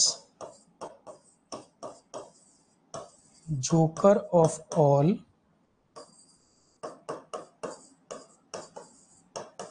microbiological pack because it readily changes its shape। तो इसको जोकर भी कहते हैं, लगातार अपनी शेप को बदलने के कारण। Known as joker of all microbiological pack because it really changes its shape. यहां तक की कथा समाप्त। अगले पॉइंट पर आए इसके बाद। भाई कहीं भी कोई टर्म टफ लगे, समझ ना आ रहा हो, यही पूछते चलिए, कोई बैकलॉग इकट्ठा नहीं करना है कि समझना है। कोई भी वर्ड में दिक्कत हो मुझे बताओ। सभी एनिमल के एग को भी यूनिसेलुलर सेल कहते हैं, लाइक हैन। यस यस सुल्तान अहमद।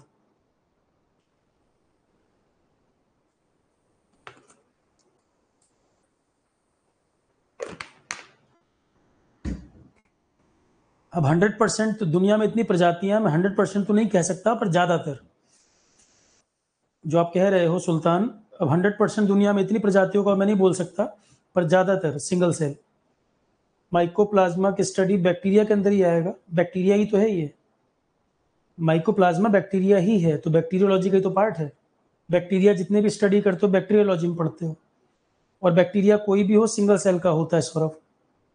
जितने भी बैक्टीरिया हैं सभी सिंगल सेल, ये तो बताया हुआ है।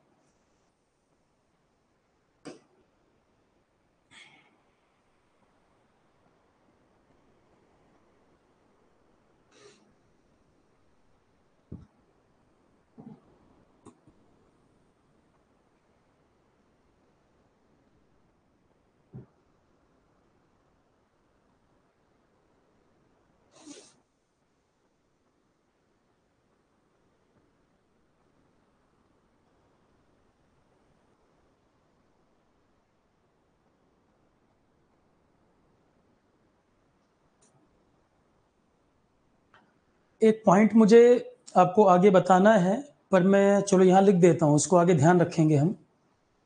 यहाँ मैं आपको लिख देता हूँ, बैक्टीरिया जो होते हैं, कुछ ऑर्गेनिज्म ऐसे होते हैं जिनमें सेल वॉल पाई जाती है। सेल वॉल, एक सेकंड देखो यहाँ पर समझो, जैसे एनिमल सेल और प्लांट सेल को देखोगे, एनिमल सेल में ये केवल सेल मेम्ब्रेन होती है, ये लेयर है, जबकि प्लांट सेल में देखोगे सेल मेम्ब्रेन तो सब में होना ही है, उनमें एक और मेम्ब्रेन होती है, ये दूसरी मेम्ब्रेन जो होती है उसको सेल वॉल कहते हैं। सेल वॉल सब में नहीं होता, ये हम आगे बात करेंगे, अभी मैं इसके डिस्कशन में नहीं जा रहा हूं। सेल मेम्ब्रेन तो एनिमल हो तो भी होगा, प्लांट हो तो भी होगा, सेल मेम्ब्रेन तो होना ही है। कुछ ऑर्गेनिज्म में इंक्लूडिंग प्लांट सेल एक एडिशनल लेयर होती है प्रोटेक्शन देने के लिए, रिजिडिटी देने के लिए, उसको सेल वॉल कहा जाता है। ठीक, बैक्टीरिया जो होते हैं उनमें सेल वॉल प्रेजेंट, बैक्टीरिया में cell wall is present. Mycoplasma bacteria है विदाउट सेल वॉल, इसमें नो सेल वॉल, ये एक्सेप्शन है। बड़ा अच्छा क्वेश्चन बन जाएगा इस पे बनाना चाहे तो, कि जितने बैक्टीरिया हैं उनमें सेल वॉल होती है, माइकोप्लाज्मा में सेल वॉल होता है, ये क्वेश्चन पूछ बैठे, बड़ा अच्छा क्वेश्चन बन जाएगा। बैक्टीरिया के अंदर सेल वॉल होता है क्या, माइकोप्लाज्मा में होता है? नहीं, mycoplasma is bacteria but without cell wall. Mycoplasma bacteria है पर उसमें सेल वॉल नहीं होती। क्या समझ पा रहे हैं?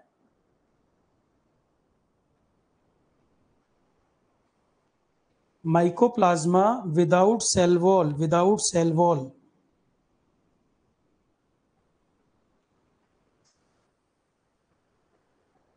बैक्टीरिया में सेल वॉल होती है, माइकोप्लाज्मा में सेल वॉल नहीं होती। Mycoplasma is also bacteria, bacteria. Cell wall अभी आगे काफी चर्चा होगी इस पर, बस ये ध्यान रखें बैक्टीरिया में सेल वॉल होता है, माइकोप्लाज्मा में नहीं होता।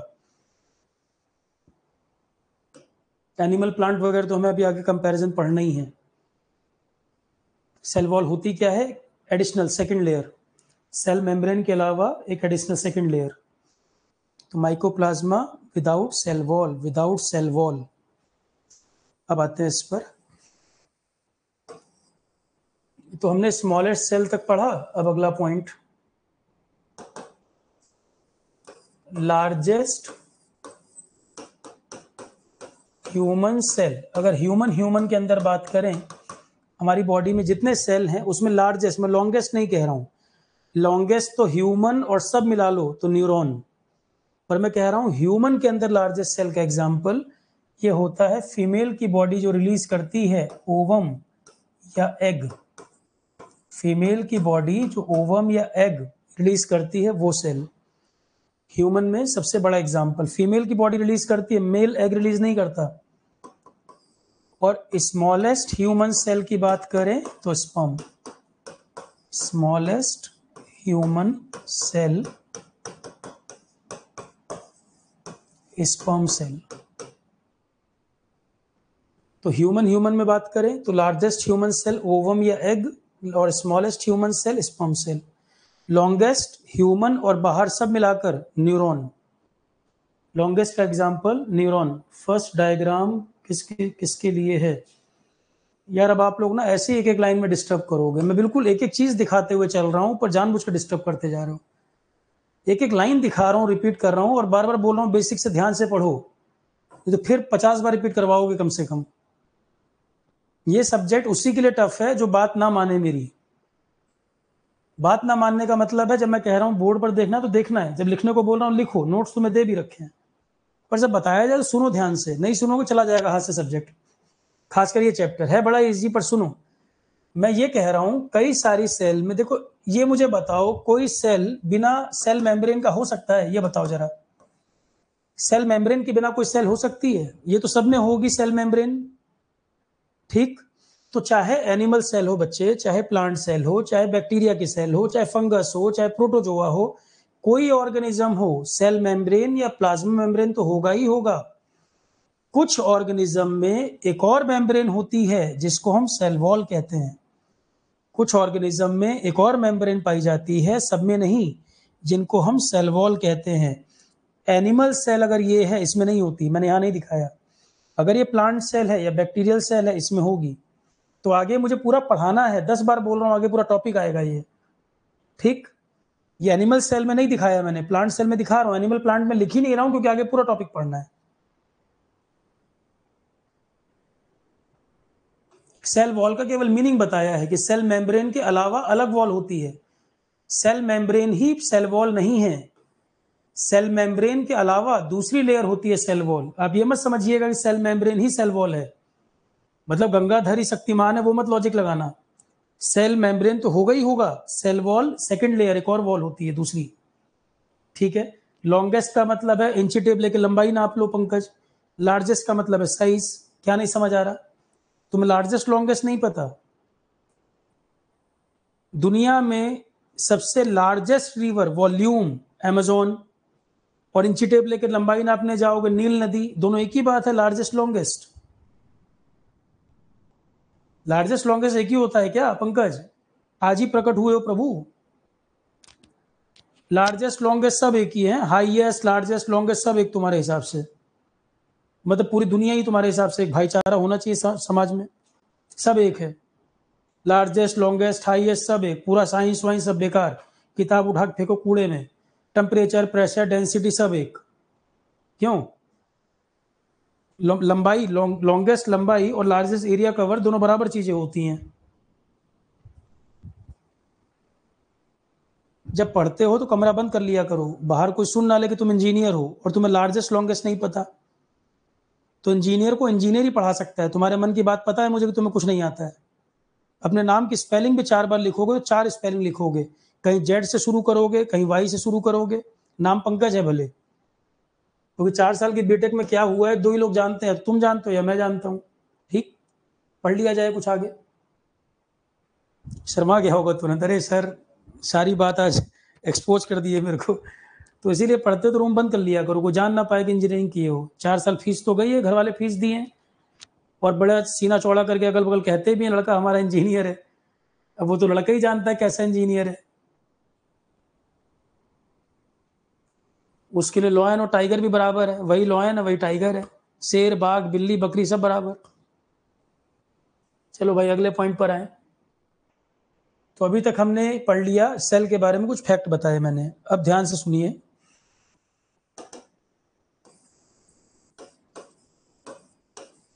On the basis of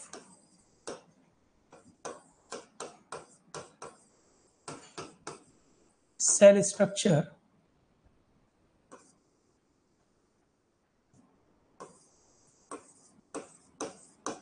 organisms are of 2 types,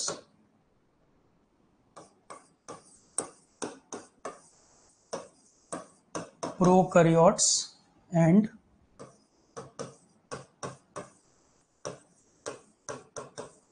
eukaryotes.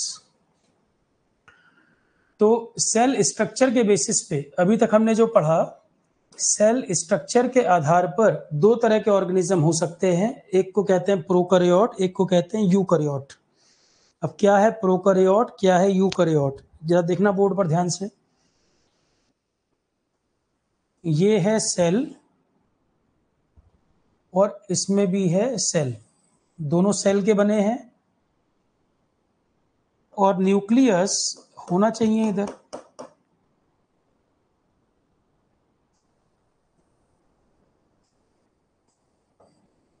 ये देखो, इसके अंदर न्यूक्लियस की मेम्ब्रेन गायब है। सेल इसमें भी है, सेल इसमें भी है। प्रोकैरियोट और यूकैरियोट को आप ऐसे कभी मत याद करिएगा कि प्रोकैरियोट सिंगल सेल का होता है, यूकैरियोट मल्टीपल सेल का होता है, गलत। प्रोकैरियोट यूकैरियोट का डेफिनेशन ही इस बात पर डिपेंड करता है कि न्यूक्लियस की कवरिंग, न्यूक्लियस की मेम्ब्रेन है या नहीं है, ये डेफिनेशन है। अगर न्यूक्लियर मेम्ब्रेन एब्सेंट है तो है प्रोकैरियोट। न्यूक्लियर मेम्ब्रेन इसमें क्या है, एब्सेंट। इसमें क्या है, न्यूक्लियर मेम्ब्रेन वेल डेवलप्ड। बस यही डिफरेंस है दोनों में। Nuclear membrane well developed. Prokaryote का एग्जाम्पल दो ही ऑर्गेनिज्म है। प्रोकैरियोट एग्जाम्पल बहुत आसान है, याद रखना। दो ही ऑर्गेनिज्म है प्रोकैरियोट। एक तो आपका बैक्टीरिया, सभी बैक्टीरिया, और दूसरा एक मैंने स्पेशल बताया था, blue green algae. Blue green algae prokaryote क्यों है, क्योंकि वो भी क्या है, साइनोबैक्टीरिया। ब्लू ग्रीन एल्गी खुद भी क्या है, साइनोबैक्टीरिया। तो इन दो को छोड़कर सारे के सारे यूकैरियोट, केवल इन दो को छोड़ो, बैक्टीरिया और ब्लू ग्रीन एल्गी को छोड़कर, except bacteria and blue green algae, कोई भी ऑर्गेनिज्म हो वो आ जाएगा यूकैरियोट में। मतलब आपसे कहा सॉरी, कहा जाए प्लांट सेल, एनिमल सेल, ये दोनों किस में आएंगे, प्लांट सेल हो चाहे एनिमल सेल हो, दोनों ही क्या है, दोनों ही प्रोकैरियोट, सॉरी यूकैरियोट हैं। बैक्टीरिया और ब्लू ग्रीन एल्गी छोड़कर सारे के सारे क्या है, यूकैरियोट हैं। पंकज कह रहे हैं कभी कभी कंफ्यूजन हो जाता है, ऐसा नहीं है। अरे ऐसा हो भी जाए तो क्या दिक्कत है, नहीं आता नहीं आता, पढ़ लोगे आ जाएगा, खत्म बात। इस पर इतना दिल पे लगाने की कौन सी बात है। तुम ये मत सोचो कि औरों के सामने मेरी बेइज्जती हो गई है, वो सब तुम्हारे जैसे हैं। दो चार तुम्हें इसमें ग्रुप में लग रहे हैं, पढ़े लिखे हैं, ये सब तुम्हारे जैसे ही हैं। तो ये क्लास में कभी मत सोचा करो कि सर ने मुझे कह दिया तो मेरी बेइज्जती हो गई, बाकी सब बड़े इंटेलिजेंट हैं। वो सब तुम्हारे टाइप हैं। कईयों को तो नाम की स्पेलिंग भी नहीं लिख पाएंगे, तुम तो फिर भी लिख लोगे। इंजीनियर है तो ये कन्फर्म है कि इनको कुछ नहीं आ रहा है। पर इंजीनियर की सबसे बड़ी खूबी है कि वो बहुत जल्दी सीख सकता है। जो दुनिया में सबसे आलसी व्यक्ति होता है वो हमेशा तरीके निकाल लेता है कि किसी काम को आसानी से कैसे करना है। इंजीनियर की सबसे बड़ी काबिलियत ये है। और इंजीनियर गार्बेज नहीं पढ़ता, इंजीनियर सिर्फ टू द पॉइंट, वो मछली की आंख की तरह केवल टारगेट पर नजर रखता है कि कितना पढ़ के जाऊं मेरा काम चल जाए। तो इंजीनियर की जो ये कला है वो किसी और प्रोफेशन में नहीं है। तुम इंजीनियरिंग प्रोफेशन को अंडर एस्टिमेट मत करना कि सर ने तो इंजीनियरिंग को बिल्कुल कबाड़ा कर दिया। इंजीनियरिंग तुम नहीं पढ़े 4 साल, कोई फर्क नहीं पड़ता, पर इंजीनियरिंग में तुमको सोचने का एक तरीका समझ आ गया है कि दिन भर सो और एकदम से आंख खुले, पेपर है, पढ़ना शुरू और सिलेक्ट भी हो जाओ। ये तरीका केवल इंजीनियरिंग में हो सकता है। जैसे मैं तुम्हें बताता हूँ, हम लोगों के समय एक कहानी चलती थी, हमारे टीचर ने बताई थी कि एक रूम में तीन तीन लोग को रखा गया। एक डॉक्टर था, एक इंजीनियर था, एक लॉयर था। और इतनी मोटी एक किताब लाई गई, इतनी मोटी एक किताब लाई गई। सबसे पहले ले गए डॉक्टर साहब के पास। डॉक्टर तो बहुत पढ़ते हैं, 16-16 घंटे पढ़ते हैं वो लोग, कई बार तो खड़े खड़े ही पढ़ते रहते हैं, चल भी रहे पढ़ भी रहे। तो डॉक्टर साहब से पूछा गया कि ये किताब कितने टाइम में ख़त्म कर लोगे। डॉक्टर साहब ने कहा भाई बहुत पढ़ूंगा तो मुझे कम से कम 2-3 महीने, 3 महीने लगेंगे, 3 महीने से कम में नहीं हो पाएगी। फिर ले गए लॉयर के पास। वकील और ज़्यादा पढ़ते हैं, वो तो पूरी ज़िंदगी पढ़ते बीतती है वकीलों की भी। लॉयर के पास ले गए, भाई आप कितने टाइम में पढ़ लेंगे। वो और पढ़ता है, दिन में होते हैं 24 घंटे, वकील पढ़ता है 30 घंटे, 6 एक्स्ट्रा और जोड़ लेता है। कई बार तुम्हारे टीचर भी तो कई, टीचर या एंकर कह लो, इमोशनल होकर लोग बोल नहीं देते हैं 20 घंटे पढ़ा करो। कई बार तुमने सुना होगा बोलचाल की भाषा में कि कोई पढ़ा रहे थे, किसी ने कहा 20 घंटे पढ़ोगे तब निकलेगा ईएएस। जरा खुद पूछना, एक बार भी आज तक 20 घंटे पढ़ाए हैं? जिस काम के लिए पैसा मिल रहा है, क्या उस काम के लिए भी 20 घंटे कर पाए हैं? तो जब जिसको एक ही सब्जेक्ट पढ़ाना है इतने साल तक, वो 20 घंटे नहीं पढ़ा पा रहा, जिसके लिए उसको पैसा मिल रहा है, तुम नन्ही सी जान कैसे पढ़ लोगे? तो 18 घंटे 20 घंटे नहीं पढ़ना चाहिए। 20 घंटे पढ़ने से ये नहीं निकलता, आगरा में एक सीट बुक हो जाती है। जितना पढ़ो रेगुलर पढ़ो, चाहे तुम 8 घंटे पढ़ो, चाहे 6 घंटे पढ़ो, सबसे इंपॉर्टेंट है रेगुलरिटी मेंटेन करना। बोलने वाले का कुछ नहीं जा रहा, ज्ञानी लोग राह चलते 50 मिल जाएंगे तुम्हें, सबकी बात तुम फॉलो नहीं कर सकते, तुम खाली फॉलो कर सकते हो खुद को। ठीक। तो जब कहानी बता रहा था तो लॉयर के पास गए, लॉयर से पूछा भाई तुम कितने में खत्म कर लोगे? लॉयर ने कहा मुझे 1 महीना लगेगा, पूरा पूरा 1 महीना लगेगा, तब जाके, इतनी मोटी किताब है, मजाक तो है नहीं। फिर लॉयर उसके इंजीनियर के पास गए, तीसरा वो था, गर्मी का समय है और कंबल ओढ़ के सोया है। क्यों सोया है तुम समझते ही हो। तो गर्मी का समय है और कंबल ओढ़ के सोया हुआ है, मई जून के महीने में उठाया उसको, पहले तो 10 बार में बोला ही नहीं, फिर आधा कंबल खोला, एक आंख खोल के देख रहा है ऊपर, बताओ भाई। उससे पूछा यार एक किताब है इतनी मोटी, कितने टाइम में खत्म करोगे? तो उसने कहा भी डिस्टर्ब मत करो, ये बताओ एग्जाम कब है? उसने ये कहा एग्जाम कब है? एग्जाम जब बताओगे उसके एक रात पहले।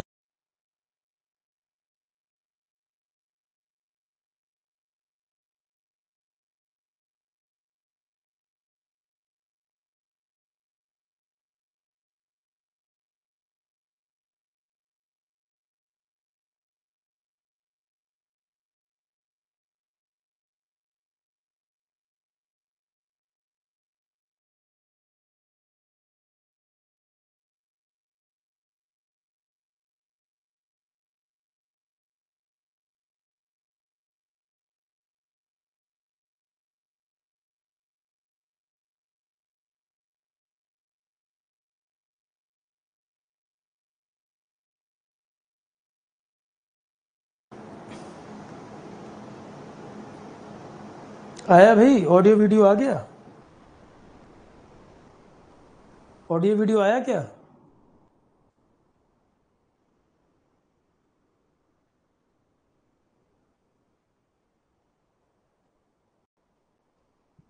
हाँ, तो इंजीनियर से जब पूछा कब किताब खत्म होगी, तो उसने कहा एग्जाम कब है, हमें एग्जाम की डेट बताओ, किताब के साइज से नहीं मतलब है।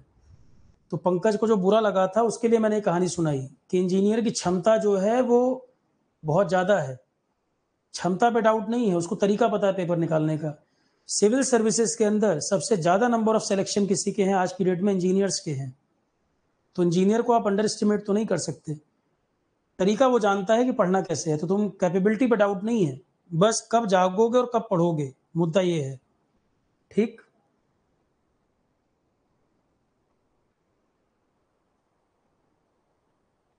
नीलय कुमार कह रहे हैं जो जॉब में है उसको भी आप बोल रहे हैं, मतलब?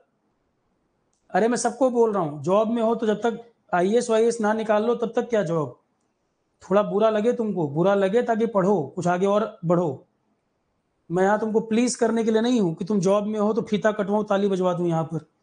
जिस भी लेवल पे हो उससे और आगे बढ़ो। मैं अच्छे लगने वाली बातें नहीं बोलता, ज्यादातर बोलता हूँ जो बुरा लगे, ताकि थोड़ा इंट्रोस्पेक्ट करो और जीवन में और आगे बढ़ो।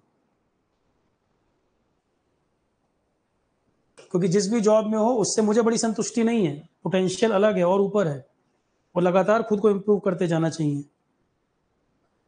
अब देखो अगली बात, तो प्रोकैरियोट और यूकैरियोट पर आ जाओ। प्रोकैरियोट जिसमें न्यूक्लियर मेम्ब्रेन नहीं होती, एग्जाम्पल हमने क्या दिया, बैक्टीरिया, ब्लू ग्रीन एल्गी, ये दो को छोड़कर जितने भी हैं सब यूकैरियोट हैं। ध्यान रखें, नंबर ऑफ सेल से याद नहीं करना, ये मत सोचना कि जिनमें 1 सेल है वो प्रोकैरियोट और मल्टी सेल वाले यूकैरियोट नहीं। Example protozoa, protozoa single cell होता है पर यूकैरियोट है, उसमें न्यूक्लियस दिखता है आपको। एग्जाम्पल अमीबा, पैरामीशियम, दोनों में न्यूक्लियस दिखता है, मैं इसको दिखा भी रहा हूं, एक सेकंड रुको। तो यूकैरियोट एग्जाम्पल क्या है इसका, except bacteria and blue green algae,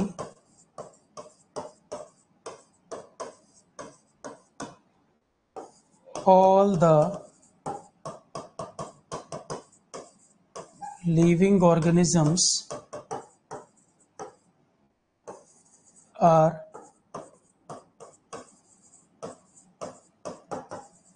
eukaryotes. जैसे प्लांट, एनिमल्स, सभी प्रोटोजोआ फंगस, ये सब क्या है, ये आपके यूकैरियोट्स हैं। प्रोटोजोआ और बैक्टीरिया, मैंने आपको बताया था कि प्रोटोजोआ और बैक्टीरिया दोनों ही सिंगल सेल के होते हैं, पर दोनों को एक ही साइंटिस्ट ने ढूंढा था। पर एक डिफरेंस मैंने बोला था कि बैक्टीरिया और प्रोटोजोआ में एक अंतर है। अंतर किस बात का है? वो है प्रोकैरियोट और ये है यूकैरियोट। बैक्टीरिया और प्रोटोजोआ दोनों ही सिंगल सेल के हैं, same scientist a van Leeuwenhoek ने खोजा, पर डिफरेंस क्या है? वो प्रोकैरियोट है और ये यूकैरियोट है। प्रोटोजोआ यूकैरियोट है। प्रोटोजोआ का मैं आपको एक एग्जांपल दिखाता हूं। जैसे बैक्टीरिया पैरामीशियम, उसमें आपको वेल डेवलप्ड न्यूक्लियस नजर आएगा, वेल डेवलप्ड न्यूक्लियस आपको दिखेगा। देखो ये है अमीबा। अमीबा क्या होता है? प्रोटोजोआ। न्यूक्लियस देखो ये दिख रहा है, ये रहा न्यूक्लियस। तो प्रोकैरियोट होगा कि यूकैरियोट होगा? तो अमीबा और पैरामीशियम दोनों ही क्या है? अमीबा होता है प्रोटोजोआ, अमीबा है प्रोटोजोआ, न्यूक्लियस है इसमें। बैक्टीरिया दिखाऊंगा उसमें नहीं होगा। न्यूक्लियर मेम्ब्रेन गायब है, ध्यान रखना। न्यूक्लियस के अंदर का मटेरियल नहीं है क्या? क्या मैं ये कह रहा हूं कि न्यूक्लियस के अंदर का डीएनए बैक्टीरिया में नहीं होता? नहीं, डीएनए है, डीएनए है पर बिना छत के। न्यूक्लियस के अंदर जो मटेरियल होना चाहिए वो मटेरियल है, पर कवरिंग न्यूक्लियस की मेम्ब्रेन गायब है। तो फिर जब न्यूक्लियस की मेम्ब्रेन नहीं है तो आप साइटोप्लाज्म और प्रोटोप्लाज्म को डिफरेंशिएट नहीं कर पाओगे। सब एक ही फ्लूइड में घूम रहा है, प्रोटोप्लाज्म में। अब वहां पर साइटोप्लाज्म में न्यूक्लियोप्लाज्म नहीं बोल पाओगे, क्योंकि न्यूक्लियस की मेम्ब्रेन ही दोनों को अंतर कर रही थी। ठीक, न्यूक्लियस मेम्ब्रेन ही तो थी जो साइटोप्लाज्म और न्यूक्लियोप्लाज्म को अलग अलग कर रही थी। तो जब न्यूक्लियस की मेम्ब्रेन प्रोकैरियोट में नहीं होती तो आप कैसे अंतर कर पाओगे कि ये न्यूक्लियस के अंदर, ये न्यूक्लियस के बाहर? न्यूक्लियस के अंदर का मैटर है बिना न्यूक्लियर मेम्ब्रेन के, तो आप सिंपली प्रोटोप्लाज्म के अंदर कहोगे, सब कुछ प्रोटोप्लाज्म में है, क्योंकि आप अंतर नहीं कर सकते न्यूक्लियर मेम्ब्रेन के ना होने के बाद। तो ये अमीबा है जो कि प्रोटोजोआ है। एक इसमें वर्ड वैक्यूल वर्ड आ रहा है, अभी ये इसमें बस वैक्यूल एक वर्ड आया, इसमें होता है, बस ये टिक कर मार्क करना है। अभी आगे हम बात करेंगे सेल के अंदर क्या क्या चीजें होती हैं, वो बताऊंगा तब आएगा। मतलब प्रोटोजोआ वगैरह में वैक्यूल होता है, आगे इस पर बात करेंगे इसका काम क्या है। वैक्यूल एक शब्द दिख रहा है, वैक्यूल, ये बबल से दिख रहे हैं, कई सारे बबल से दिख रहे हैं, छोटे बड़े हो सकते हैं। वैक्यूल होते हैं प्रोटोजोआ में। वैक्यूल एक शब्द आया, वो होते हैं प्रोटोजोआ में। इनका काम क्या होता है हम चर्चा करेंगे इस पर। अभी सेल के अंदर के पार्ट नहीं बताए मैंने। पैरामीशियम कैसा दिखता है? ये पैरामीशियम है, कहाँ चला गया? ये पैरामीशियम है। न्यूक्लियस है कि नहीं? ये रहा न्यूक्लियस, पैरामीशियम। और पैरामीशियम भी क्या होता है? ये भी प्रोटोजोआ है। तो बैक्टीरिया और प्रोटोजोआ का अंतर आपको दिख रहा है। पैरामीशियम भी प्रोटोजोआ है, न्यूक्लियस है। न्यूक्लियस है तो किसमें होगा? वेल डेवलप्ड न्यूक्लियस आपको नजर आ रहा है, तो ये क्या होगा? ये होगा यूकैरियोट, ये होगा यूकैरियोट। बाकी नाम छोड़ो क्या लिखे हैं, बस न्यूक्लियस है कि नहीं मैं ये बोल रहा हूं। बाकी नाम क्या लिखे हैं पे मत जाओ।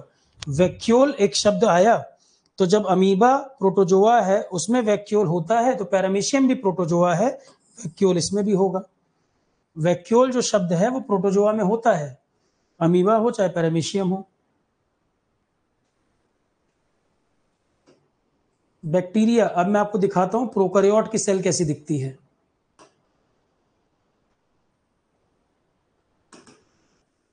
ये बैक्टीरिया की सेल है।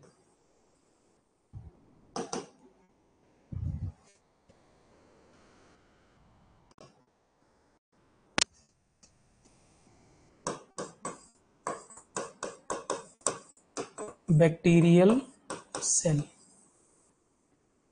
Bacterial cell. तो बैक्टीरिया की सेल है, इसमें कहां आपको न्यूक्लियर मेम्ब्रेन नजर आ रही है मुझे बताओ? न्यूक्लियर मेम्ब्रेन नहीं है इसमें। इसमें सेल मेम्ब्रेन है, सेल वॉल है, सेल मेम्ब्रेन है, सेल वॉल है। न्यूक्लियस के अंदर का मटेरियल तो है, पर न्यूक्लियर कवरिंग गायब है। तो इसमें ना आप साइटोप्लाज्म कह पाओगे, ना आप न्यूक्लियोप्लाज्म कह पाओगे, ये सारा मैटर को आप प्रोटोप्लाज्म कहोगे, क्योंकि न्यूक्लियस की मेम्ब्रेन ही तो साइटो या न्यूक्लियोप्लाज्म को अलग करती है, वो इसमें है नहीं, तो ये सारा फ्लूइड जो है आप उसको प्रोटोप्लाज्म कहोगे। तो यहाँ पर न्यूक्लियर मेम्ब्रेन के बिना न्यूक्लियर मटेरियल इज प्रेजेंट, मैं लिख देता हूं, प्रोकैरियोट्स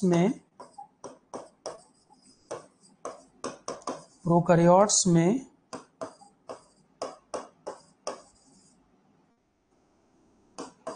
न्यूक्लियर या न्यूक्लियस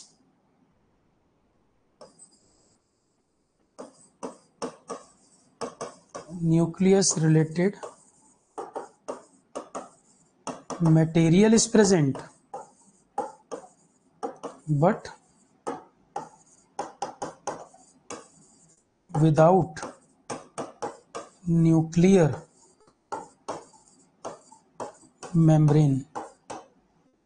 प्रोकैरियोट में न्यूक्लियस रिलेटेड मटेरियल तो होगा पर न्यूक्लियर मेम्ब्रेन नहीं होगी, न्यूक्लियस रिलेटेड मटेरियल होगा पर न्यूक्लियर मेम्ब्रेन नहीं होगी। तो बैक्टीरियल सेल का एग्जांपल है। डीएनए वगैरह होगा, इसमें डीएनए होगा पर इसमें न्यूक्लियर मेम्ब्रेन नहीं होती, और इसमें होता है सर्कुलर डीएनए। इसके अंदर जो डीएनए पाया जाता है डबल स्ट्रैंडेड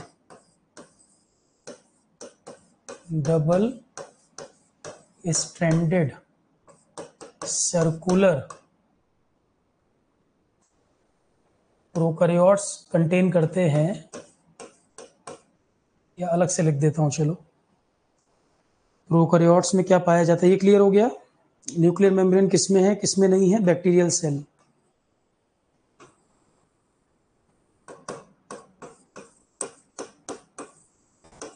प्रोकैरियोट्स contain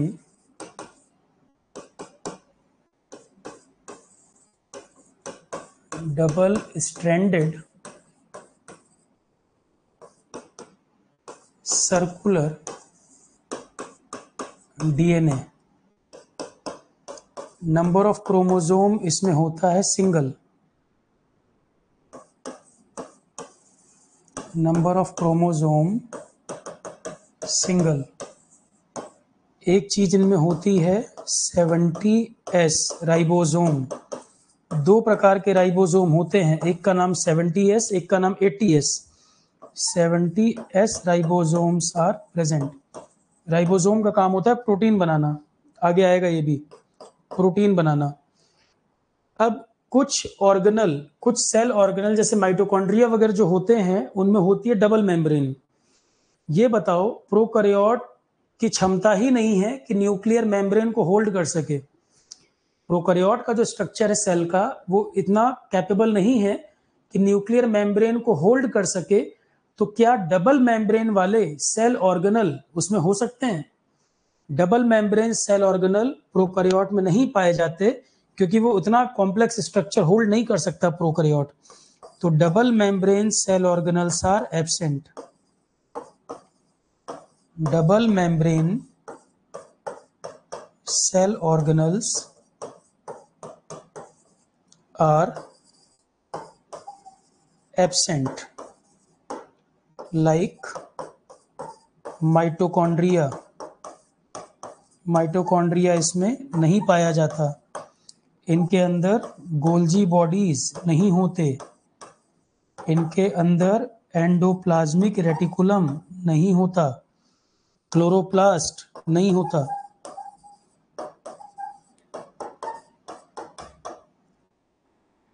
तो prokaryote double membrane bound cell organelle इसमें नहीं पाए जाते। ये सब नाम हमने लिखे हैं। दूसरी तरफ यूकैरियोट की अगर बात करें,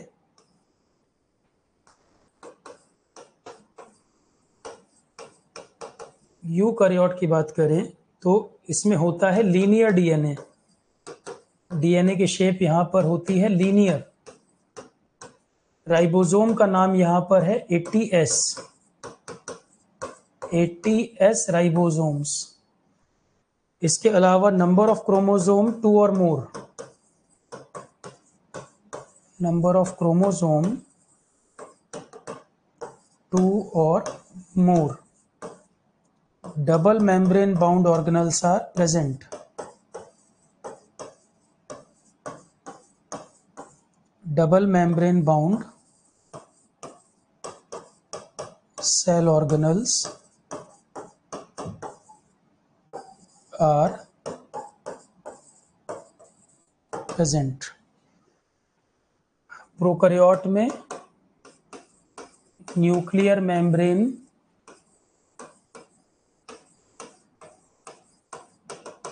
एब्सेंट, ये ऑलरेडी हमने लिख दिया है ऊपर भी। प्रोकैरियोट में न्यूक्लियर मेम्ब्रेन एब्सेंट, बस न्यूक्लियस का मटेरियल है। प्रोकैरियोट में न्यूक्लियर मेम्ब्रेन नहीं है पर उसके अंदर का मटेरियल मौजूद है। तो डबल स्ट्रैंडेड सर्कुलर डीएनए इसके अंदर होता है। डबल स्ट्रैंडेड को डीएस बोलते हैं, DS, double stranded circular DNA, double stranded circular DNA. तो उसमें न्यूक्लियर मेम्ब्रेन नहीं होता, डीएनए होता है, राइबोसोम होता है, number of chromosome single. Double membrane organelle को ये होल्ड नहीं कर सकता। डबल मेम्ब्रेन वाले जो ऑर्गेनल होते हैं उनको ये होल्ड नहीं कर सकता, वो नहीं पाए जाते इसमें।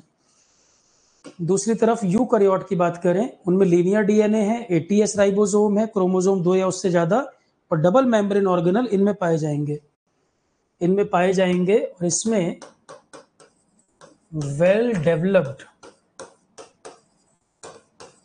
न्यूक्लियर मेम्ब्रेन होती है, वेल डेवलप्ड न्यूक्लियर मेम्ब्रेन होता है। प्रोकैरियोट यूकैरियोट के एग्जांपल नोट कर लेना, ऑलरेडी लिखा दिया 2-3 बार। प्रोकैरियोट यूकैरियोट के एग्जांपल लिखा दिए, कौन किस में आएगा,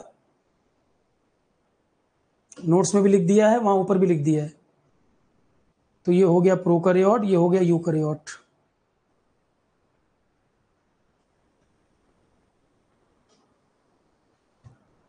एक सेल में 2 न्यूक्लियस नहीं शुभम, एक सेल में 1 न्यूक्लियस, 2 नहीं, एक सेल में 1 न्यूक्लियस। और प्रोकैरियोट यूकैरियोट का कौन किस में आएगा हमने यहां लिख दिया है, ये रहा एग्जाम्पल यहां लिख दिए हैं कौन किस में आता है, प्रोकैरियोट एंड यूकैरियोट।